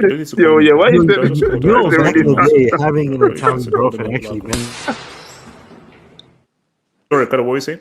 No, like when Italy was popping, bro, having an Italian girlfriend meant something, bro. Like it's not the same no more, bro. It's wild. Look at the L. Barry, what we saying? But I mean, let's be real. The black players are playing for Italy nowadays, so this is crazy. So that's supposed to mean Kenny. Kenny, that's yeah. Even though I'm Kenny. What do you mean by that, Kenny? What do you mean by that? And I don't want you to expand. Kenny, I'll give you a red, bro. It's bad when Barry, talk to me. Barry. Yeah, I think Kenny's a double agent with the way he's been moving in these past couple weeks, but yeah, that's. We're talking about it. Let's keep it. When it was Barry. Black queens forever, snow bunnies never. Yeah, and shout out to my Somali brothers. They took the L against my countries, Guinea, but what happened. Is that coming from you when half of the girls' name that will be spewing out here is white people, man. But anyways, also, a black woman doesn't have a name called Rachel. Man, you're extremely racial. Come on, man. No, it's real, bro. Yeah. Barry, talk over this dude, man, please. Thank you. Yeah, but I think it was Ricardo who said it. Yeah, it's just a bad loop, and they had a bad loop, like late '90s and so on. But even they didn't have a great team in '02, but they still made the final. I think it just takes one good tournament, and then you can turn around and then make something from it. It's like because 1 year in football is like 4 years in real life. Like a lot of stuff can happen between this timeline. So I think it only takes one tournament. And one conversation that was kind of fascinating with you and Ricardo, like Vinny, I just think currently that obviously he has to do better for his country, but I think just the team overall, it's not good enough. But once you get like a competent team that you could see them contend, I think Vinny can lead his team to World Cup. Like the field isn't that great today. Yeah, like Vinny's a great player. He's got the talent, so come on. Yeah. Well, like, and I'm telling you, like, hey, what's up? Like, I think once he wins stuff, you're gonna see him very different. Because right now you see the Vinny that's not performing very well, but once he get a contending team, well, he can lead these guys. It's just I need to add something on the Germany thing. Okay, please add, please. Oh, you're so nostalgic now. Listen, I heard all these things about the squad. I don't want to just let Nagelsmann have that out, to be honest, because I think the issue with this Germany team is, and the perception is, the squad is trash. Now, I don't think it's trash, but it's definitely not the same as peak Germany. Like, I'll admit that, but there is quality players coming up, and there's quality players in this team. It's just a lot of them are playing in the Bundesliga. That's the thing, and people that don't watch the Bundesliga don't know. So, me as a Germany fan, a Bundesliga fan, I have a lot higher expectations of this Germany team. Like, we have three very talented young midfielders. We have Pavlovic. We have Tom Bischoff, who just signed for Bayern. We have Angelo Stiller. These three guys I have very high hopes for. I mean, there is players coming up, and when I look at a full-strength Germany starting 11, the only position I don't really have confidence in is probably our right back, because Kimmich wants to keep playing midfield. He wants to keep playing. It's a mix-up. So, yeah, it's like you said. Like, I think we will make that World Cup. And for sure. Of course, like AK said, the way those groups are being drawn, if we do get grouped, I have to retire, bro. This is not good for my mental health. Bro. Wait, what are the format for the groups now that the tournament's being expanded? It's 8 third places. I can't lie, bro. All three of Hokage's nations aren't doing well. Yeah. Wait, is it 16 groups of 3? No, it's 12 groups. Who's the most? Who's the most odd country? Is like 40 groups of 3,000, bro. So it's everyone is in. Wait, can I ask you the question? Yeah, what's the Germany question? versus Lesotho. What group is Andronima in? Hold on. Wait, who is the most odd country? Who's the most odd country that is currently qualified at the moment? There's someone. Uzbekistan. Uzbekistan. I think Uzbekistan qualified. Yeah, Uzbekistan qualified. Now we're gonna see some. In FIFA where they generate the players for like the next World Cup. I think when you're gonna see the team trying to fix the lineups, I don't think we're gonna see one picture from any player of the team. Like this game's just gonna be like blackout. Wait, hold on. Let me search. Germany. Oh, 87. Go for it. 87. Go for it. Yeah, Germany. They lost to Slovakia. I don't know if you guys know. I heard this. This is the first time they lost away in the World Cup qualifiers. This is the first time ever. So it's uncharted territory. But I still think Germany will qualify for. I still think Germany will qualify for the World Cup because, as good as Slovakia is, I don't think they're that consistent. And as much as people are surprised Slovakia won yesterday, I mean, are we forgetting the fact that Slovakia almost knocked England out of the last Euros? They almost did. So I'm not like I'm surprised. Yeah, but come on, this is. I mean, again, shout out to Churchill, but this is Germany though. Like, in terms of, again, that's the whole issue. When it's Germany, when it's Brazil, when it's Italy, there is far more expectation we have for those three nations. Oh yeah, I mean, I understand any other changes now. So, but things have changed. Yeah, I mean, I understand that, but I'm just saying, it's like we're treating it like Slovakia is like a bum nation. They're not that bad. That's what I'm trying to say. They made the Euros last year, so yeah, that's fair. Yeah, Shout out to. Oh, sorry. When is this? Something? I wanted to speak about Germany in the World Cup. So, as far as Germany's chance to the World Cup, with Neuer retiring, I think the goalkeeper position is kind of a worry because 80. Actually, that's a funny story. He's coming back. To the rescue. But 80. That's a funny story. Neuer's coming back. Don't worry about it. Oh, wait, really? Wait, HH, he's so coming. funny. After that whole thing, HH. Hold on, wait, hold on. No, hold on. Where's Kelly, bro? My God. HH. You know how that whole thing with Ter Stegen happened like a month ago with like the whole captaincy thing and like he's not going to be the Barca #1? Basically, right when that shit happened, now all these news reports in Germany are coming out how he's been telling people that he's thinking of that World Cup return. And HH, how fucked up is that? Ter Stegen was waiting all these times for his time in the team, and Neuer's just going to come and steal it back from him. Because let's be honest, though, Neuer's still the best goalie by far for Germany. Oh, no, that's the the Stieg by. Shout out to the You don't know about my guy, but yeah, you know, essentially, yesterday Ter Stegen didn't even start. Ter Stegen didn't even start yesterday. He didn't make the team. He didn't make the team. He didn't make shout out to your boy Alhambra. I dare the Super Ostriches to not qualify. We're going to touch on that, Alhambra. Well, let's talk about that, man. That's the final topic. I need to talk about Germany. Fine. Talent FC. Difference between Amorim and Bagelsman. #skateboard. What? It's because he skateboards. He uses an electric skateboard in training to get places. He's a fucking hipster, bro. Hold on. He's a hipster. Oh my God. Maybe Germany missed Nigeria Musialas. Alright. Let's keep going. Germany, Italy, Brazil can't take advantage of the media. That's fair. Lautaro saved Messi's international career. #Higai. Bro, do you know why it's so funny? Let Higain just rest in peace, bro. The guy's done. The guy's eating burgers right now and everything. Let him just. I actually feel bad for him. Of course I. Well, no. If you think about it, I feel bad for a guy who's like pretty much a millionaire. No. Here, look, let me just defend him partially, right quick. Like, if he had scored. Let's just say he scores all those 3 1-on-1s in each of those finals. You know the perception of Gonzalo Higuain would be like legendary. Bro, you scored the winning goal in the final, World Cup final. Even if he's just the World Cup, but not even that. But it's not even that. One thing you have to give Gonzalo Higuain, and sometimes I have to really think about this, is like he was really good as a league striker. Like he was one of them ones. But Ricardo, let's be real. He should not have started over Milito in 2010, bro. That was Maradona was probably on. But okay, the Maradona is a perfect example of great players not making great. Yes. It is the perfect example. Shout out to yours truly, man. Need the real field accident to be dubbing it #HH. All right, thank you for that, bro. Yeah. Let's just we're good. We'll keep going. Thank you for the dub, bro. Thank you, Alhambra. If Nigeria don't 5-piece Rwanda tomorrow, induct all Nigerian strugglers from now until end of time, and it's open a wing sponsored by O's. Here's the thing. I can provide all of you with the link to the game just to watch. That's AK, you provide that the last time you ever be current was Hangout. I think they should African qualifiers on FIFA.com. Alhambra, all I'm saying though is if Nigeria don't win. Come on, these bombs are going to find a way to make this a close game. I think so. I'm just saying, because for me, I've had it up to here, bro.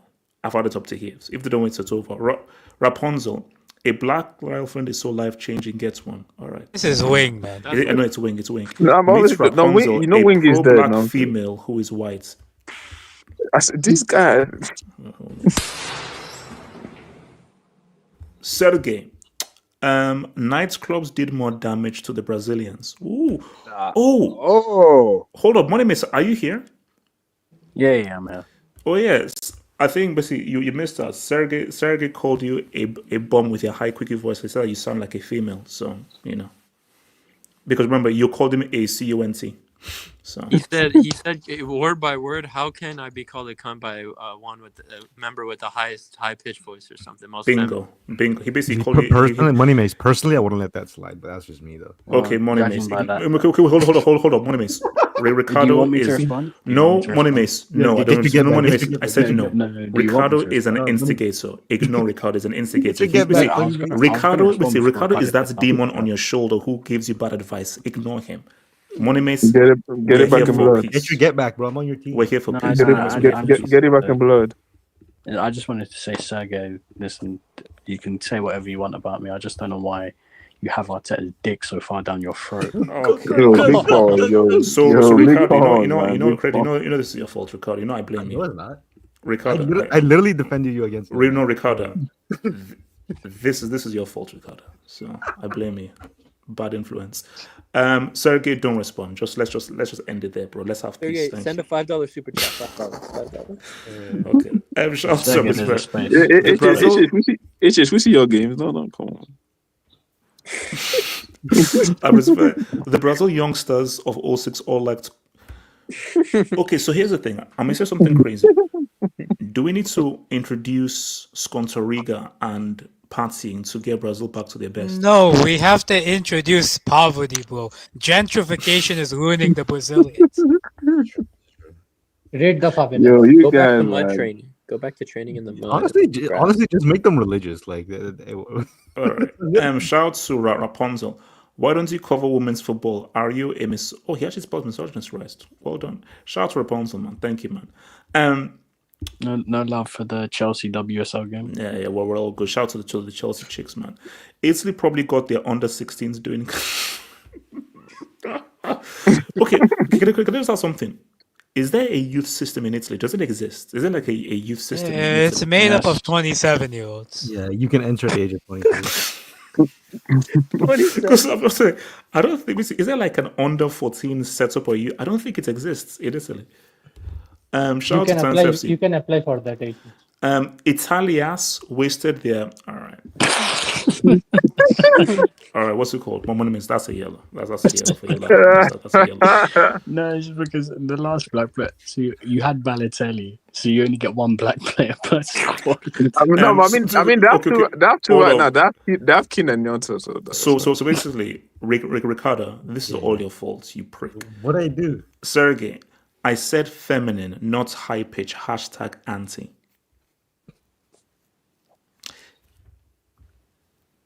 So he called it feminine.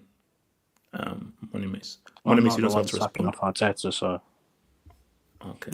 Listen, you can say I sound feminine, but you must be a bitch. He's an Arsenal fan, right? Sergey, if you think Money May sounds feminine, I don't know. All I'm saying is there's a space right now open in here, Sergey.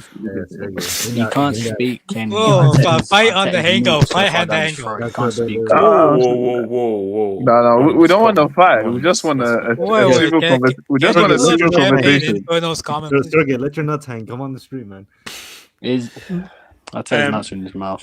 Okay, Wait, can you pull up champagne in Bruno's comment, please? No, I'm not pulling that up. Hell no. Okay, guys, I have something to ask of you guys. So, guys, that's not true. AK, that can't be true. So, guys, I have something. So, guys, I'm asking for your help, guys. It's the next gen, bro. Guys, I'm ignoring that comment. Please, guys, I need your help against Rwanda, guys. Hotel Rwanda. Do you? I need your help against. So, guys, okay, what top players do Rwanda have? That here's the thing. And Money, I couldn't give it down. Here's the thing. Who are some famous for one? Here's the thing. Here's what here's the thing. Okay, so I'm gonna start with you guys, man. So my thing is,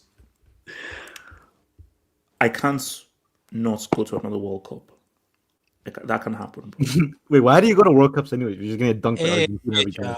Yeah, there's an issue. Wait, hold on. That's the same Argentina that we dunked on in the '96 Olympics to win the gold. That's interesting. So moving on swiftly.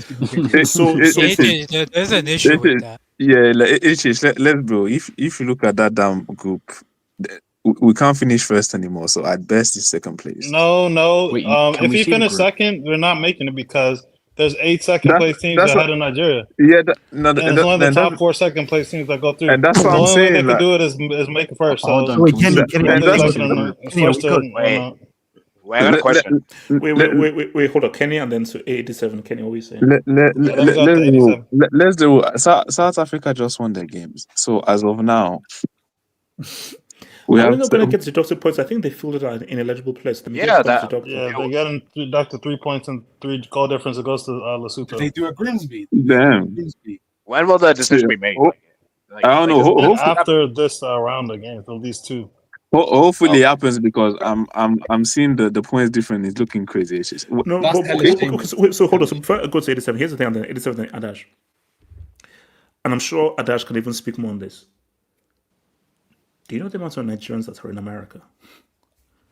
Do you know how catastrophic and how much of a total L it would be not to make a World Cup in freaking America's Nigeria?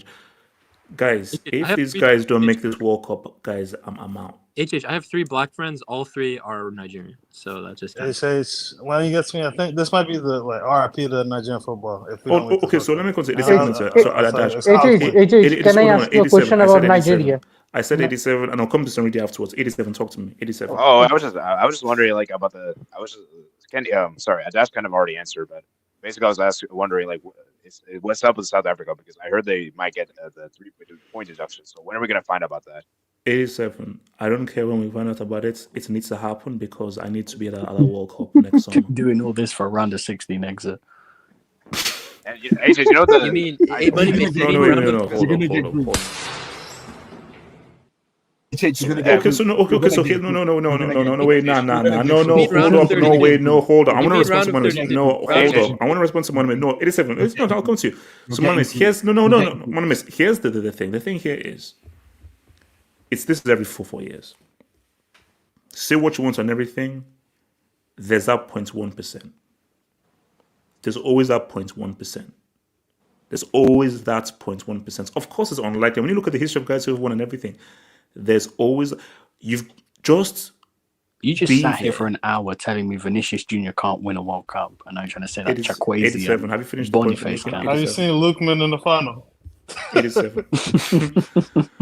Boniface. Man, like Boniface. Oh, yeah, Boniface. So hold on, no. Let me come. So Adash, what are we saying? Now, Nigeria, Adash, talk to me, bro. Adash, real quick on that point deduction thing.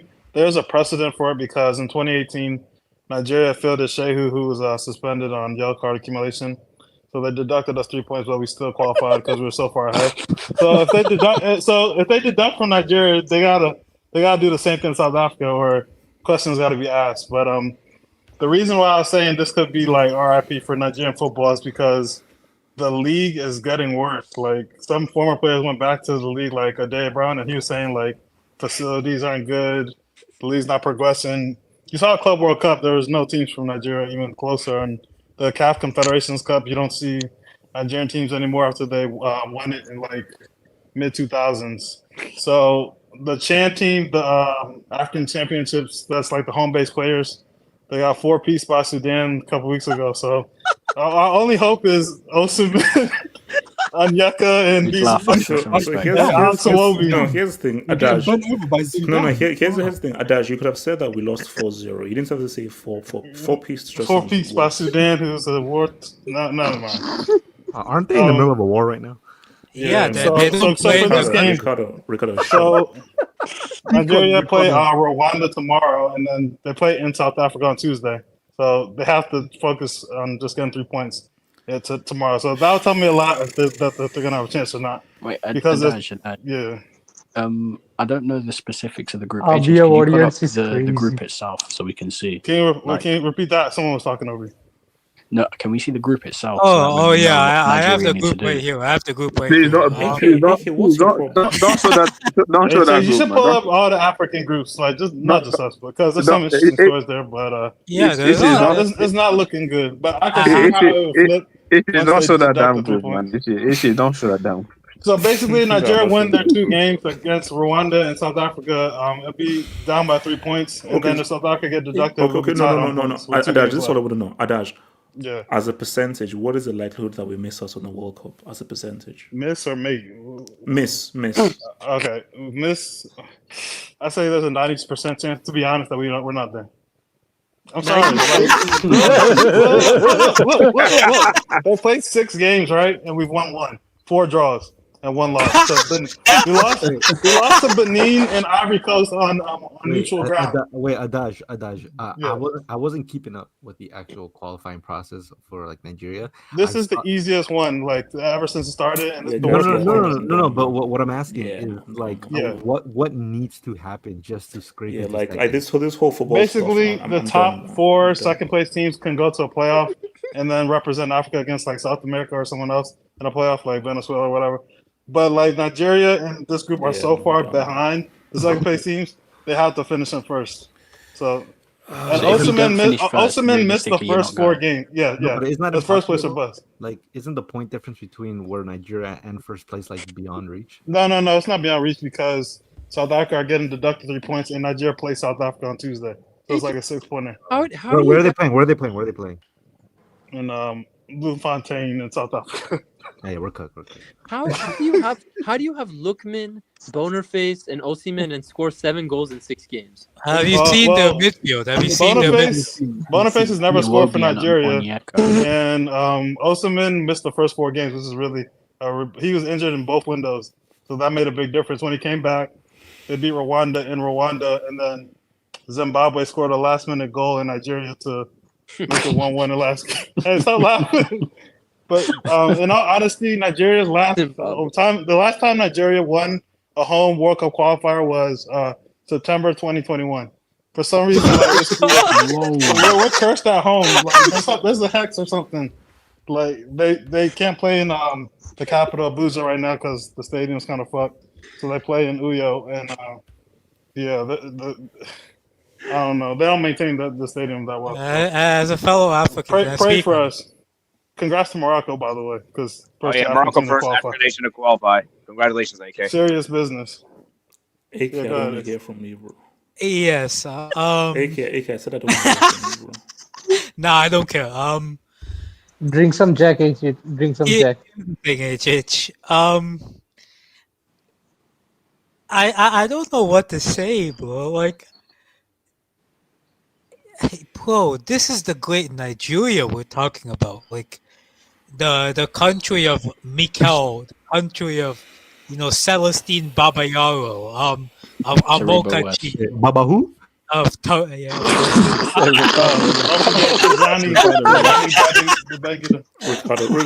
that's a yellow. Ricardo, I said that's a meet your mic and that's a yellow. I don't want to hear from you. I don't want to hear from you the rest of this hangouts. That's a yellow. Bro, that's wild. That's wild. Oh my god, man. In terms of like, here's the thing, HH. If you beat, I don't know if you beat Rwanda at home because, as Adaj said, you have a pretty bad record at home.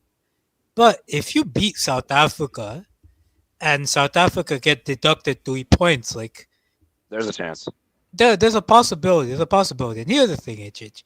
As much as I go at Nigeria, I want Nigeria at that World Cup, man. Like, I want Nigeria at that World Cup because, like, bro, Nigeria at a World Cup is like, it's like African heritage. Wait, hold on. Morocco won all their games? Yeah. Serious nation. Yeah, they're serious. Let's go. The fact that we're out here pleading for South Africa. We had the calculators out after game 4. You have to be praying that South Africa is getting deducted 3 points. I have a question. This is ridiculous.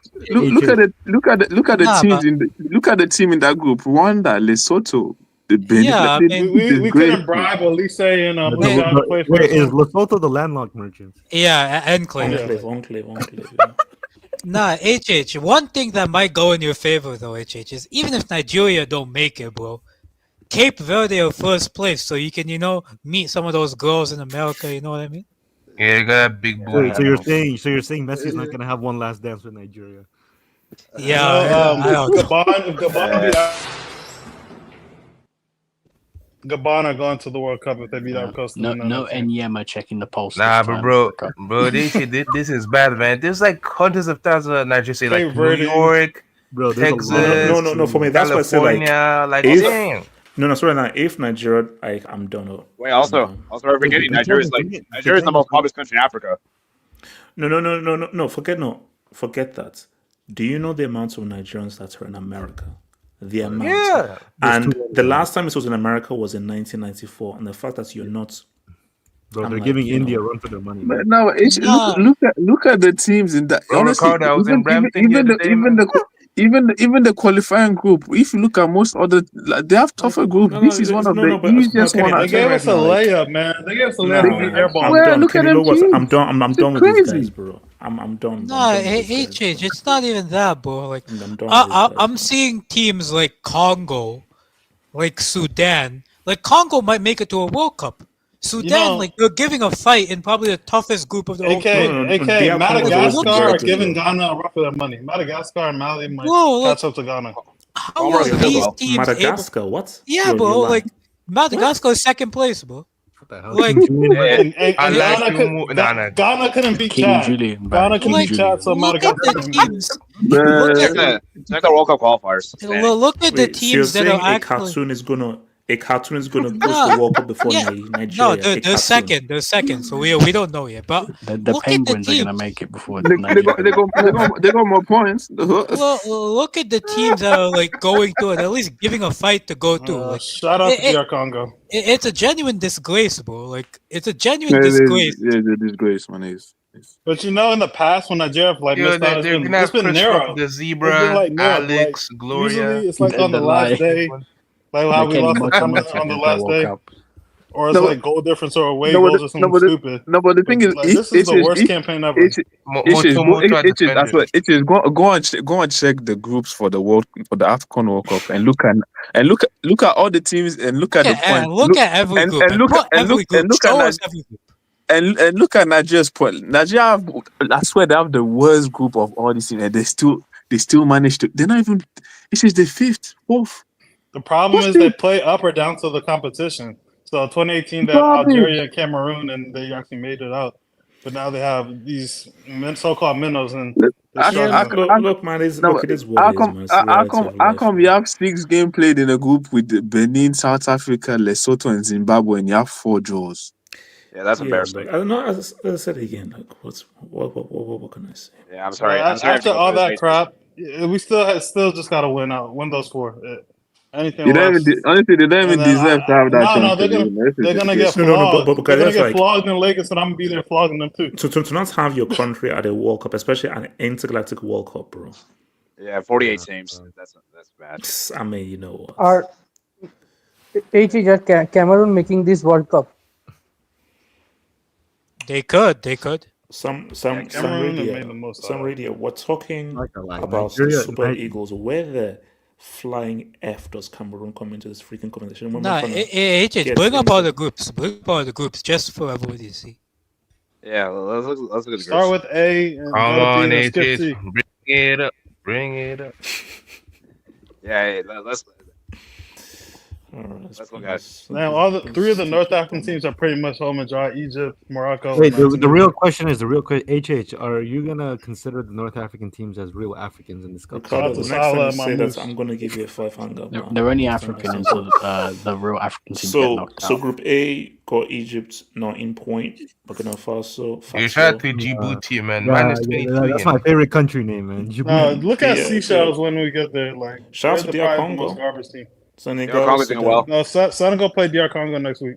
Hey, what the hell? Elijah's gonna be there. So South Africa. Man, okay. Wow. Wait, hold up. Rwanda are ahead of Nigeria? It is. How do you feel in Wait, 1 win. It is 4 draws. 4 draws. 4. Oh my god. Nah, we're gonna get a back door from that yellow card suspension that they figured. No way. The mighty Tanzanian. Why does Eswatini have Costa Rica's flag? What is that? Was there a country who has no games whatsoever? Yeah, they got Eritrea. Eritrea. They got banned due to government interference. Oh, okay. They had baddies, man. We've been there before. Yo, by the way, AJ, you know Somalia, right? Wait, is that Remember the that Uganda gonna get it before us? Wait, LGBT didn't get a single win? Wait, you remember that roadman we Tunisia saw in home. the Somalian national team? He scored an own goal today against Guinea. Oh wow. That's crazy. Shout out to him, man. Shout out to him. Yeah, look, guys, it is what it is. Hey Chase, do you remember Good Luck Jonathan? After Yeah, good luck, 2010? man. Yeah. He banned the team. And people Yeah. like, you're not allowed to ban the team. AJ, I hope for your sake they win tomorrow. I hope for everyone's sake that's the because no, if they don't 87, if they don't beat Rwanda 87, I'm done, bro. Yeah, it says, will they allow them out of the stadium tomorrow, the fans, if they don't win? That's a very good point. Is it practically over if you lose? Shout out to Yeah, if over. Nigeria misses the first World Cup with every single country, including Krypton, Mars, and Metropolis, you have to induct the flag. I think it's the national anthem. No. RDS. If they don't make it's RDZ, I'm applying for Alaskan citizen. No, applying for Antarctican citizenship, bro. HH, it's not just that. Like, it's the footballing. Like, I remember, like when I think you made a video when Senegal beat England, and it was like, why European teams and like European African teams are like.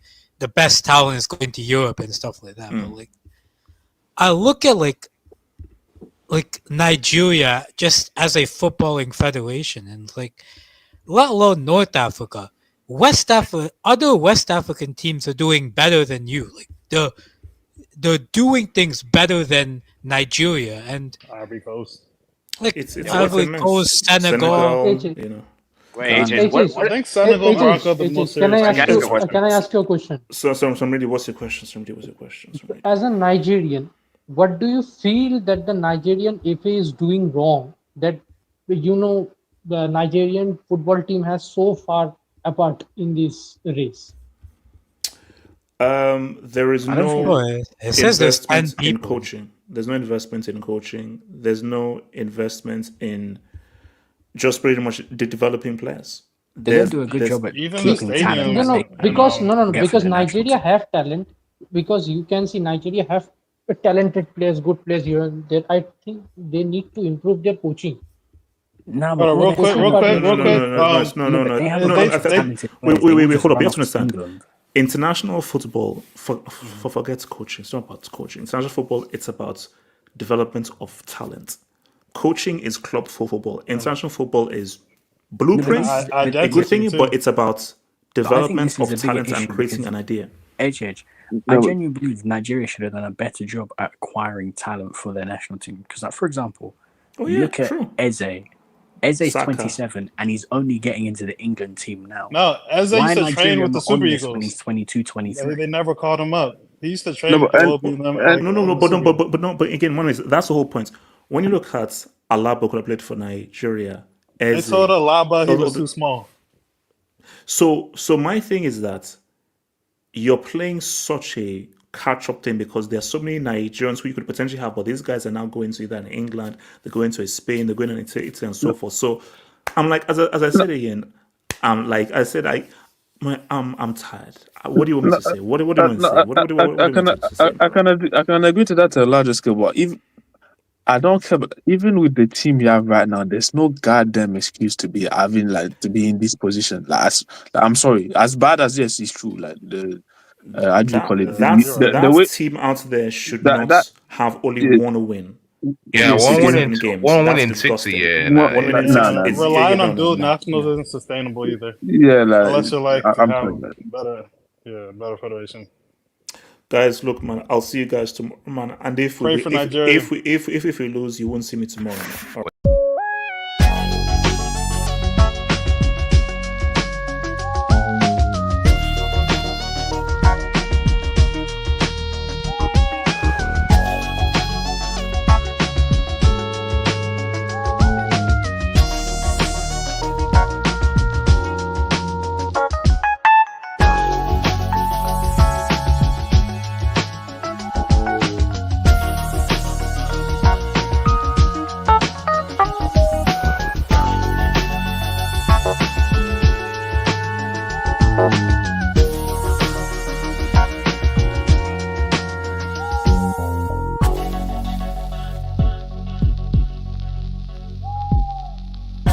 Bye.